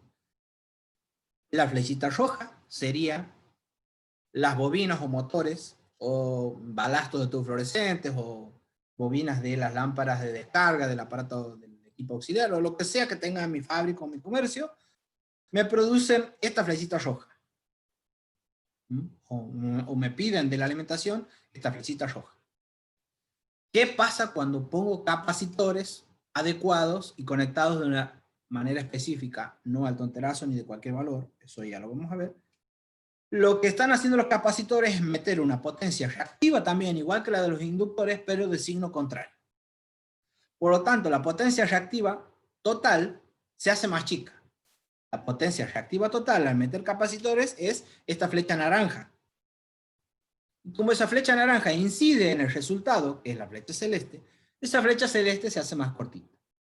Por lo tanto, uno de los efectos principales que tengo al compensar, al meter capacitores, es que la potencia aparente que pide la instalación a mi alimentación se hace menor.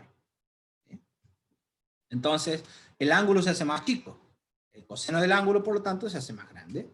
Y la potencia aparente, esta flechita celeste, se hace más corta que lo que era antes de meter capacitores. Esa es la idea. Esa es la idea. Ahora, un pequeño ejercicio que lo voy a tener hecho, después revísenlo, como digo, les queda el PDF. Esto es para un curso de 4 meses, no es para echar una hora y media, pero para que lo vaya masticando, fíjense, veamos un ejemplo.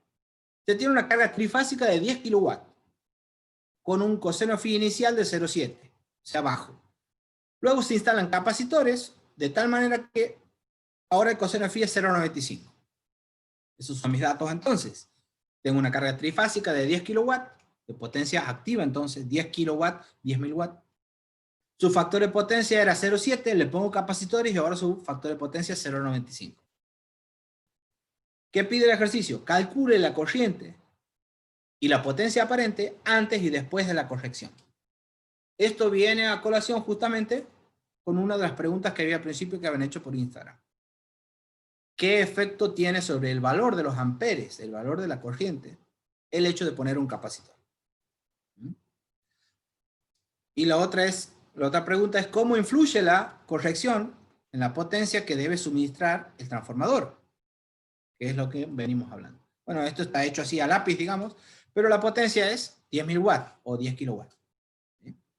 El coseno de phi inicial, que le llamamos coseno de phi 1, es 0,7. El coseno de phi después de poner capacitor es 0,95. Entonces agarro de mi cuadrito, que están todas las fórmulas de potencia, activa, reactiva, aparente, en monofásica y trifásica, y digo, tengo una potencia activa trifásica. Conozco esa potencia que es 10.000, conozco esta tensión de línea que es 380, conozco el coseno de phi, que es 0,7 primero y después 0,95, y esta corriente es la que quiero calcular. Entonces todo lo otro pasa para el otro lado dividiendo. En definitiva, la corriente la voy a calcular como la potencia dividido raíz de 3 por tensión de línea por coseno de phi. O sea, 10.000 dividido, y en la calculadora no hagan macana, pongan entre paréntesis, o hagan aparte lo de abajo, siempre cometen el mismo error, ponen raíz de 3 por 380 todo derecho, y lo que hace es dividir en raíz de 3, y después el 380 lo tomo multiplicando en la calculadora. En definitiva es 10.000 dividido, abro un paréntesis en mi calculadora, raíz de 3 por 380 por 0,7. Raíz de 3 por tensión de línea por 0,7. Esto me da 21,7 amperes.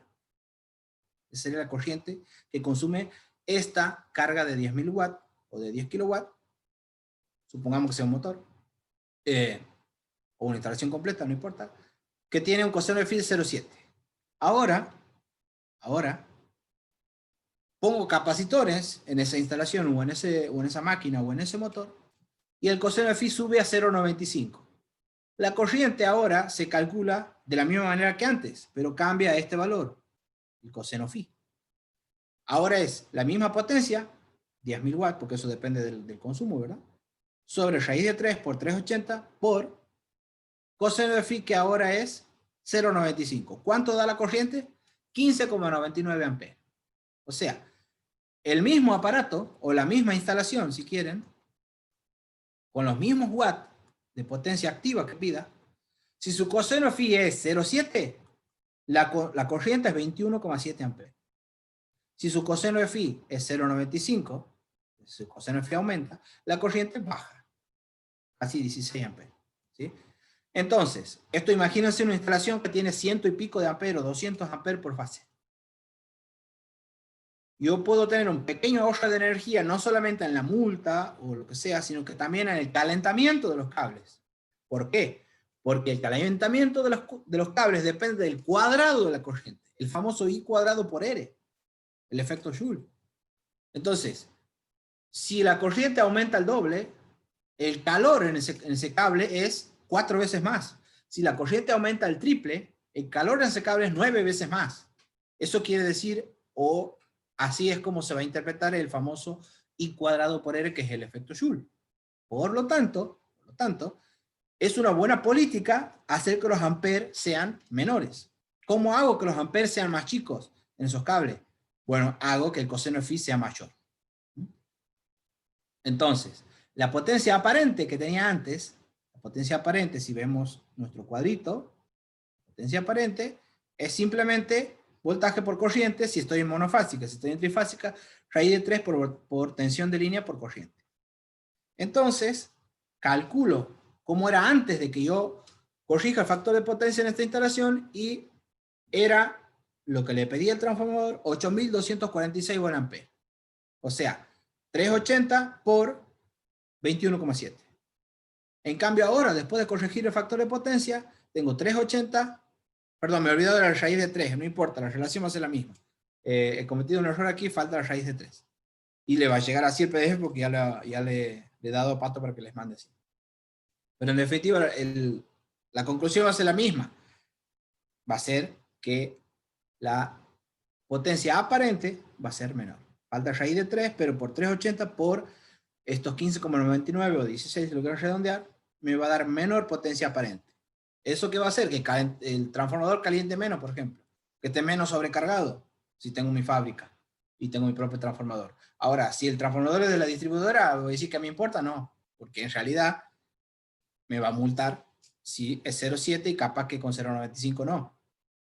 Seguro que con 0,95 no. Como les decía, ese valor depende de la distribuidora. No es que la multa es sí o sí si baja de 0,95. Depende del lugar. Hay lugares en donde es si baja de 0,85, por ejemplo. Son, ¿no?, los dos valores que en general se manejan. Pero esa sería la idea. Que aquí estamos demostrando con los cálculos que aquí le falta raíz de 3, pero la conclusión es la misma. ¿Sí? Y en la corriente también la misma. Tenemos dos efectos. Uno, la corriente baja. Si mejoro el coseno phi, si aumento el coseno phi, la corriente baja. Y además, la potencia aparente también baja.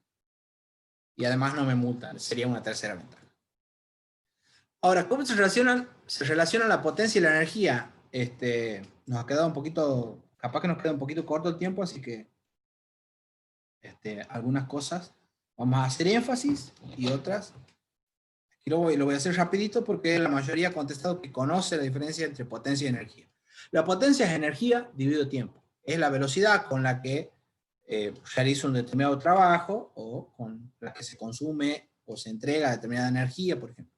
Eso es la potencia, es energía dividido tiempo. En cambio, si paso este tiempo para allá multiplicando, tengo que la energía es potencia por tiempo, multiplicada por tiempo. Entonces, la idea que nos tiene que quedar es que la energía es un acumulado y que la potencia es un instantáneo.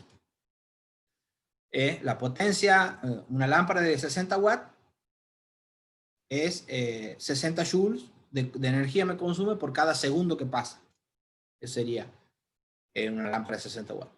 En cambio, si yo tengo un mes de funcionamiento de una determinada instalación, se va acumulando la energía que le he pedido a la distribuidora. Entonces, por ejemplo, una de las tantas maneras de hablar de la potencia es de watt y otra es kilowatt. ¿Sí? Un múltiplo, un kilowatt es 1000 watts. Y una de las tantas maneras de hablar del tiempo, puedo hablar de segundos, puedo hablar de días o puedo hablar de horas. Entonces, cuando a mí lo que me cobra la distribuidora es kilowatt por hora, no es dividido, guarda, es por hora, en este sentido de por como multiplicación, no por cada. Entonces la energía es lo que me cobra la distribuidora. No me cobra potencia, en tarifa 2 por lo menos. Después hablaremos de otras cosas. Pero lo que me cobra es energía cuando me cobra kilowatt hora. Porque es potencia por tiempo. Kilowatt hora es potencia por tiempo. Por lo tanto, me está hablando de energía. Esto es una confusión muy típica de creer que los kilowatt hora es potencia o de no entender bien la diferencia entre potencia y energía, y quería que quede claro también. Y quiero y necesito también para lo que sigue. Bueno, de esto lo vamos a tener que saltear, ¿sí? Las ventajas y desventajas de hacer la compensación, lo podemos ver en la próxima, en una compensación individual. Se lo dejo para que ustedes lo piensen. Aquí tenemos 3 situaciones. Esto es un esquema unifilar, obviamente. Una compensación que está después del relevo térmico, que está antes del relevo térmico y que está antes del encendido de este motor. Entonces, estaría bueno que para la próxima, o en el video de YouTube, cuando lo suban mañana, ustedes comenten si cuáles de estas 3 sería mejor o cuáles son las ventajas y desventajas de estas 3 configuraciones. Tengan en cuenta, por ejemplo, que en 1 y en 2 están prendidos al mismo tiempo el motor y el capacitor. Y en 3 tengo el capacitor conectado a la línea en momentos en donde el motor no está conectado. ¿Sí? Y aquí tengan en cuenta que el capacitor está antes del relevo térmico en el 2 y después del relevo térmico en la 1. Cada uno de estas 3 tiene sus características, sus ventajas y sus desventajas. Entonces, comenten en el video de YouTube cuáles serían las respuestas. Aquí vamos a ver un capacitor para corrección de factor de potencia. Lo que me dice aquí es que adentro tiene 3 capacitores de 17 microfaradios conectados en triángulo. Eso me dice. Que la energía reactiva que es capaz de entregar este capacitor va a depender del voltaje. Si tengo 400 volts, no es lo mismo que si tengo 380, o si estoy en otro país y la diferencia potencial entre dos fases es 240 o 230. Fíjense que entre mayor el voltaje, mayor son los volamperes reactivos que me pueden entregar este capacitor. Y si estoy en países donde la frecuencia industrial no es 50 Hz, sino 60 Hz, entonces también me va a cambiar los volamperes reactivos, o sea, la potencia reactiva que es capaz de entregar este capacitor de la foto donde le hemos hecho un acercamiento. Bueno, aquí hay otra confusión muy común, pero capaz que eso es lo que queda para otro video, lo que es relación entre voltaje y capacidad. La capacidad no cambia con el voltaje. Eso es un mito muy difundido, incluso hasta ingenieros que se dedican a fabricar capacitores he visto que tienen ese error. La capacidad no depende del voltaje. Lo que sí depende del voltaje es la potencia reactiva que me puede entregar ese capacitor. Ese mismo capacitor, que yo lo conecto a 400, no es lo mismo conectarlo a 380. ¿Sí? Me va a entregar más potencia reactiva mientras mayor sea el voltaje al que lo someta. Pero esos microfaradios van a hacer lo mismo. Lo conecto, lo desconecto, lo pongo arriba de la mesa, está en la instalación, no está en la instalación. Los microfaradios dependen de las características del capacitor y no de a qué lo conecto. Muy bien. Entonces esto para que tenga una vista de un capacitor hecho específicamente para corrección de factor de potencia, porque cuando tengo una carga, una heladerita, bueno, un tubo fluorescente, voy a alguna tablita y veo, y le pongo un capacitor de 2,5 microfaradios, de 4 microfaradios en paralelo, o lo que sea.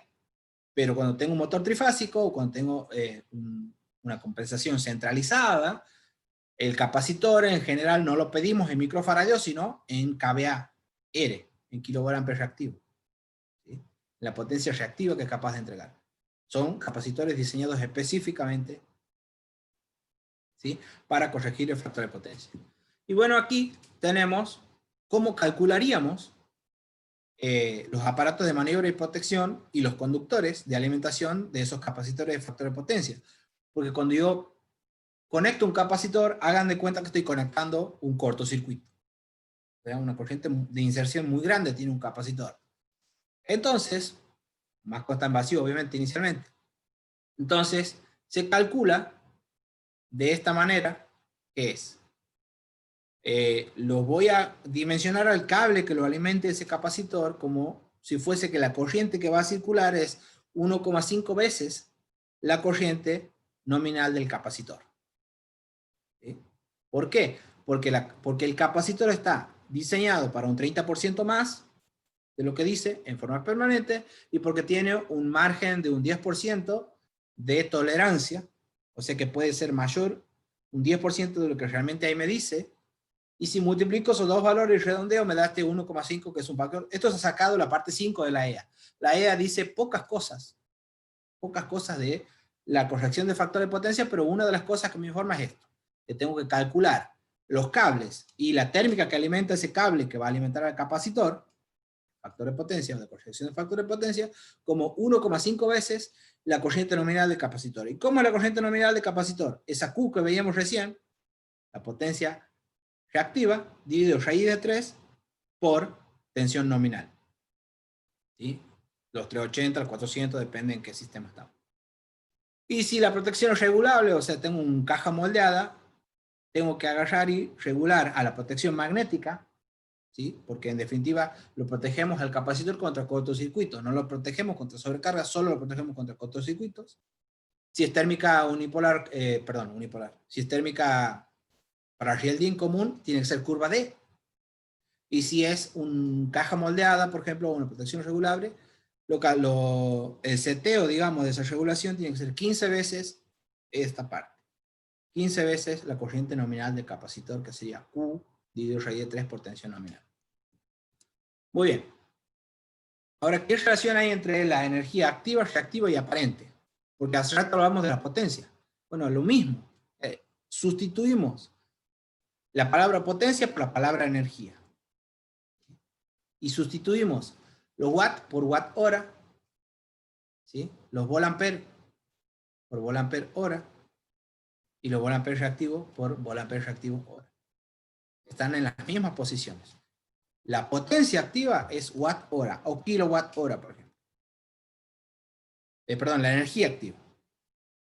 La energía reactiva es volt-ampere reactivo hora. ¿Sí?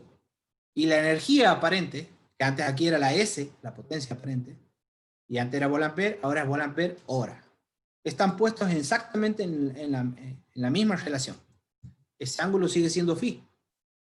Y sigue siendo bueno tener un coseno de phi. Eso está bueno para tener en cuenta a la hora de mirar la boleta que vamos a tratar de verla ahora. ¿Sí? O sea, la potencia es una cosa, la energía es otra, pero el triángulo de potencias, reactiva, aparente y activa, tiene exactamente la misma relación que hay en el triángulo de energías. Energía activa, energía reactiva y energía aparente. Y entre paréntesis está en cómo se mide. Bueno, estoy preparando alguna otra pregunta, Emma, así descansemos un poco. ¿Sí? Voy a dejar también estas otras preguntas, se las voy a dejar picando para la próxima, para que estén atentos al 17. Es lo mismo capacitor que condensador, y ya lo hemos dicho, hemos contestado al principio. Es lo mismo, se usan como sinónimos. Wikipedia dice que condensador es una buena traducción y que capacitor es un anglicismo. Pero en realidad, capacitor es el nombre correcto porque tiene la capacidad de almacenar energía eléctrica. Y condensador es una cosa antigua de cuando se creía que la electricidad se podía condensar. O sea, pasar, como que se creía que había un fluido eléctrico que pasaba de vapor a líquido. Y eso es la condensación, pasar de vapor a líquido. Es lo mismo factor de potencia que coseno de phi. Bueno, si no hay armónicas, es lo mismo. Si hay armónicas, que casi siempre no es lo mismo. La diferencia lo vamos a ver muy bien cuando veamos armónicos en el 17. ¿Tenemos preguntas, Emma? Sí. Bien. Pesadita la clase de hoy, por eso quiero Y hoy está. hacerlo tranqui. Calculando S1. Dice, faltó raíz de 3. Faltó raíz de 3. Sí, sí, sí. Es lo que decía en el momento... Bien.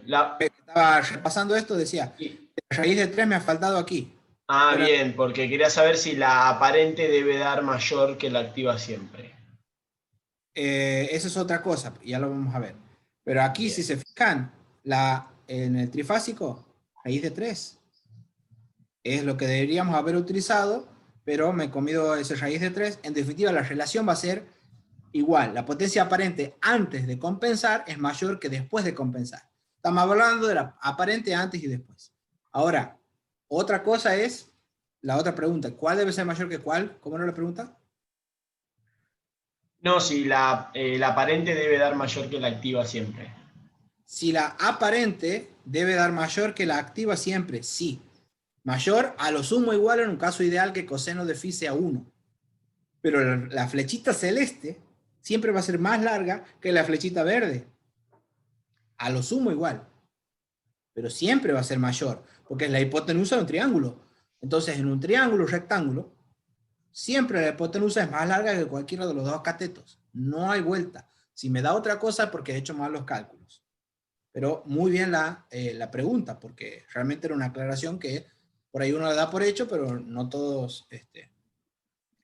Hay varias preguntas que también veo acá, que es si tengo que esperar a que la compañía avise, si nos va a cobrar la multa o si primero tenemos un aviso, cómo se entera la compañía, cómo sabe la compañía si tengo o no capacitores. O sea, hay, para englobar ahí también un poquitito y ya meter muchas preguntas en una. Perfecto. Eso más o menos lo que has hablado está en esta placa justamente. Claro. Estoy dando una distribuidora como ejemplo. En tarifa T2, ¿sí? Mayor a 50 kilowatts, las penalizaciones de una distribuidora X son, o sea, en alguna otra puede ser distinto. Si el coseno de phi es mayor o igual a 0,85, no hay recargo. Si el coseno de phi es menor a 0,85 y hasta 0,75, o sea, hasta ahí, es un 10% de recargo. Y si el coseno de phi es 0,75 hasta 0,60, hay un 20% de recargo.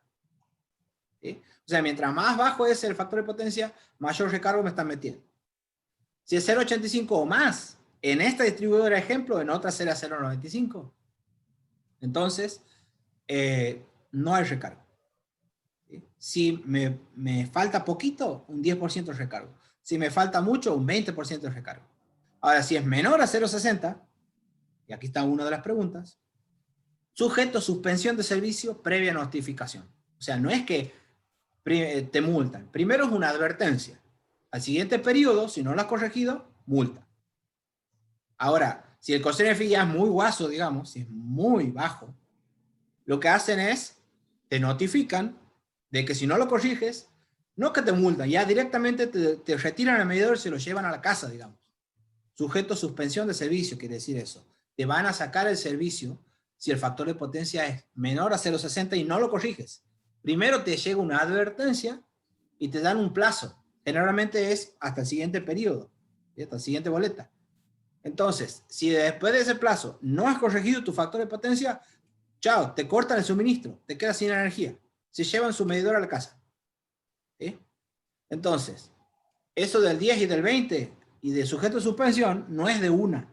Te avisan primero. Dicen, guarda que tu factor de potencia está bajo.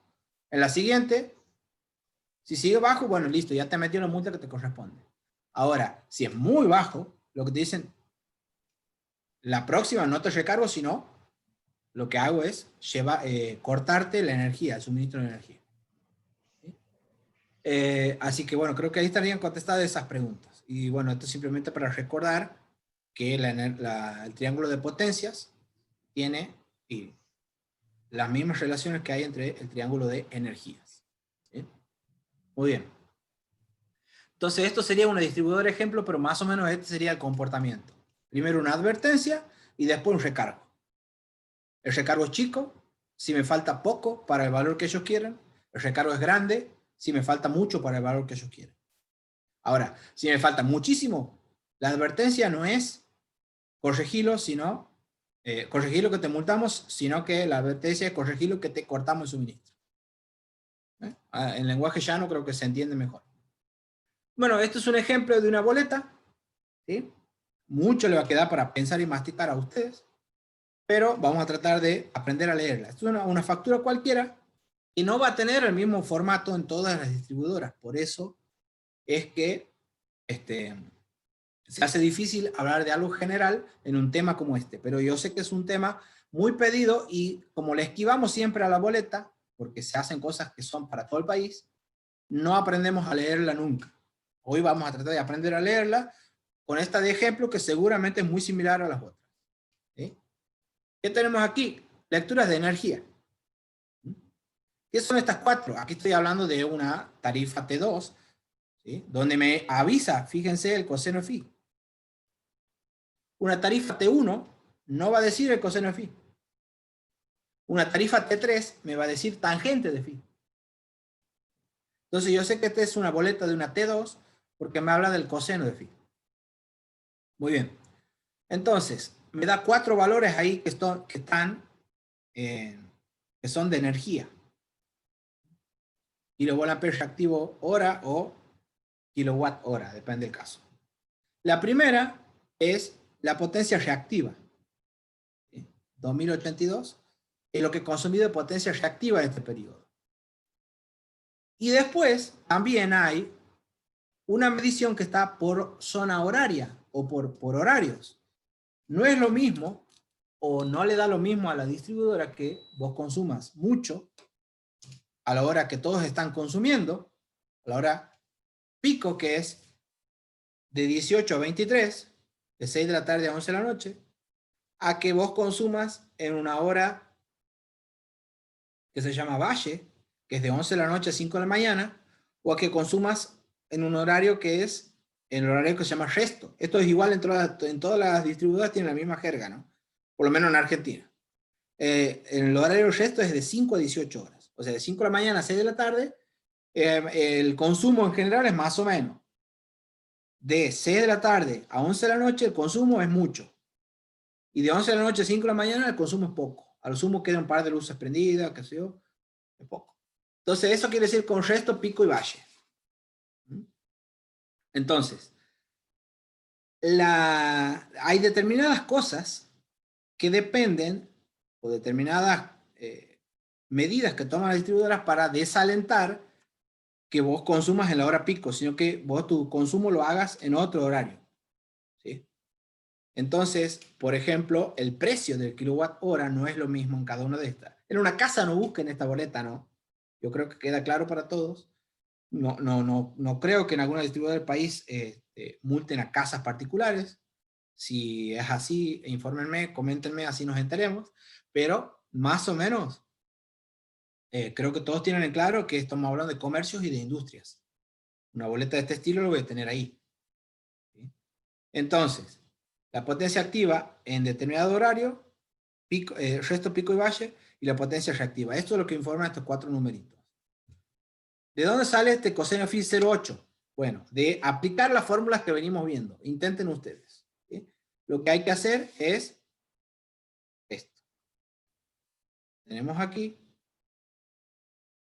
El coseno de phi lo vamos a calcular. Ese 0,8, ¿de dónde ha salido? De la potencia total dividido la potencia aparente.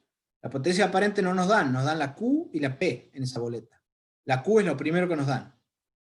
Bueno, ese numerito, ¿sí? Lo elevo al cuadrado y le sumo, ¿qué cosa?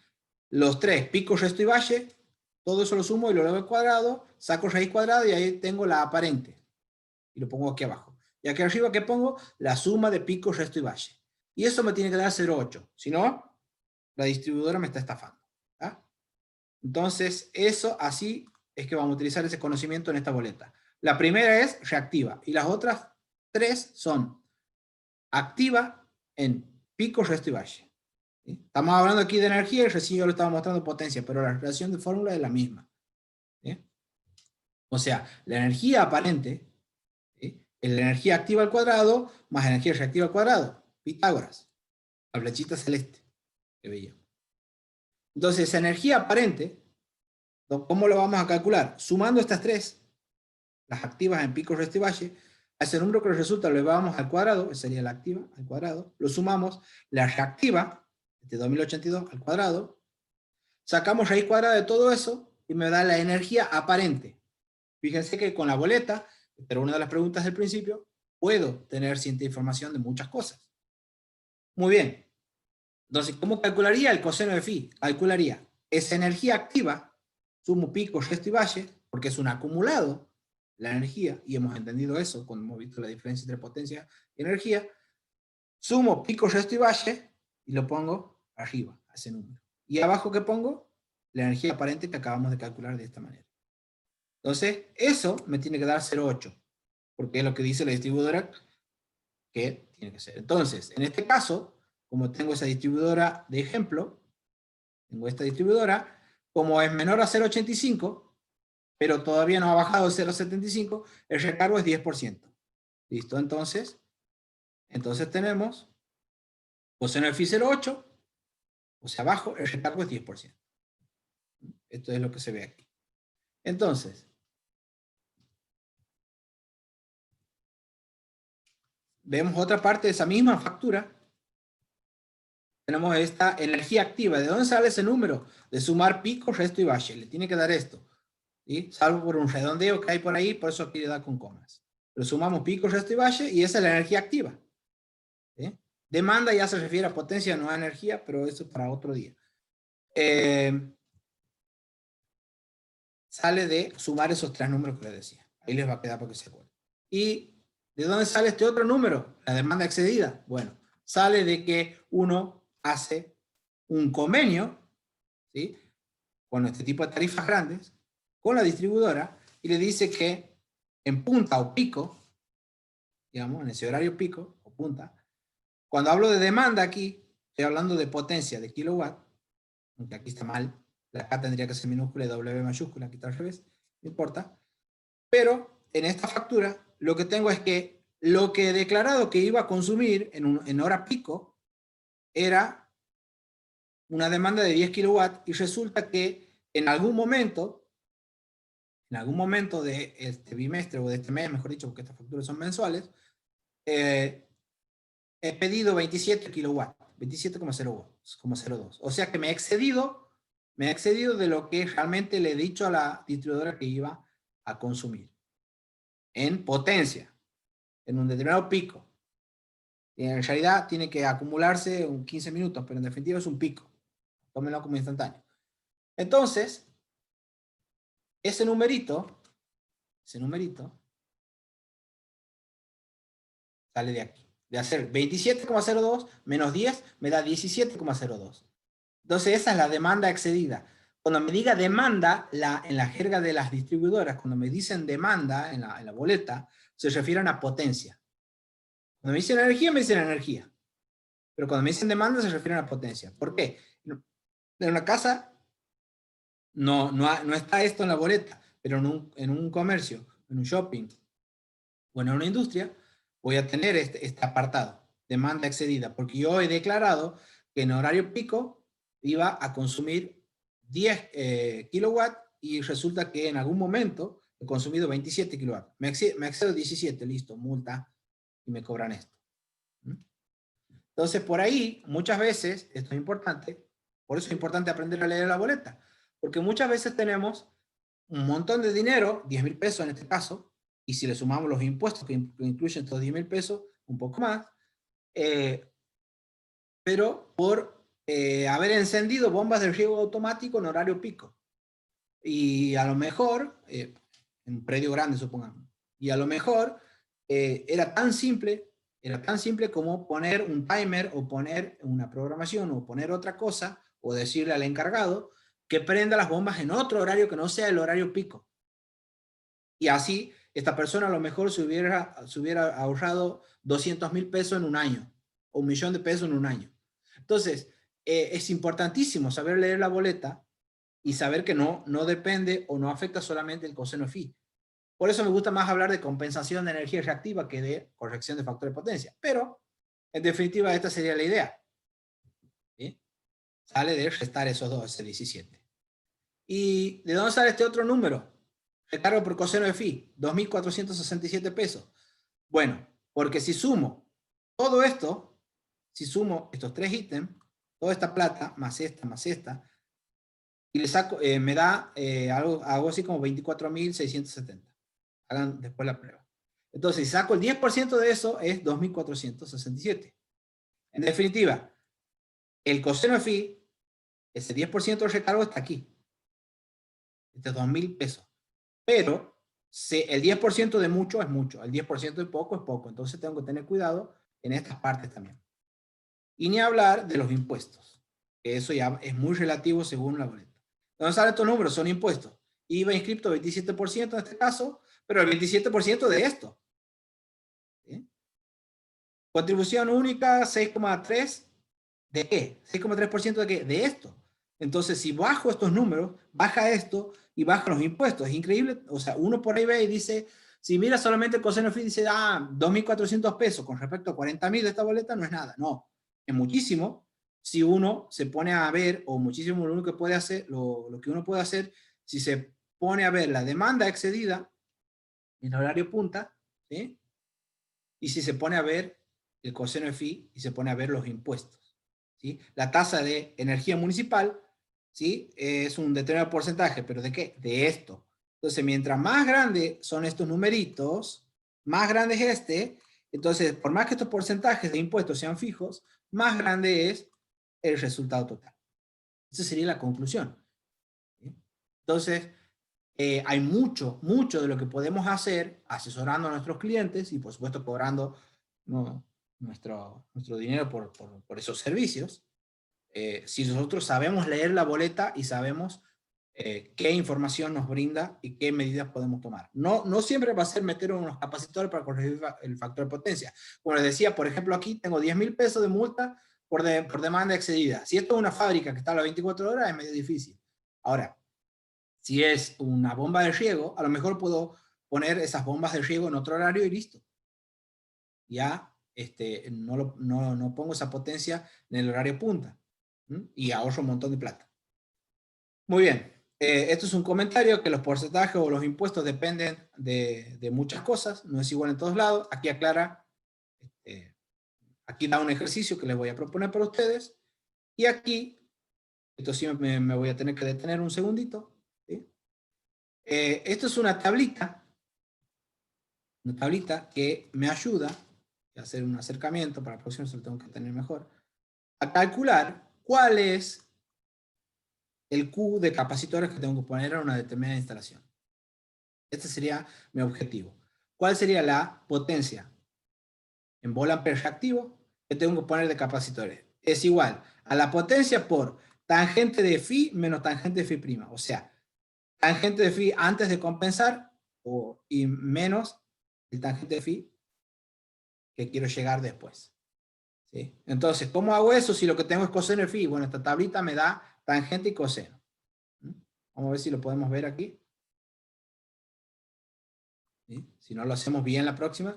Pero el tangente de phi es este numerito y se corresponde con un determinado coseno de phi. Entonces, si yo tengo un coseno de phi de 0,8, por ejemplo, ¿por qué no? Creía que no se guardaba, parece. Le había puesto aquí unas flechitas para indicarlo mejor.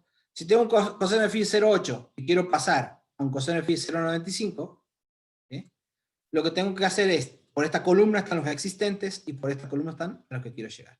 Si tengo un coseno de phi de, por ejemplo, 0,64 y quiero llegar a un coseno de phi, este es 0,64, quiero llegar a un coseno de phi de 0,95, intersecto fila con columna, ¿sí?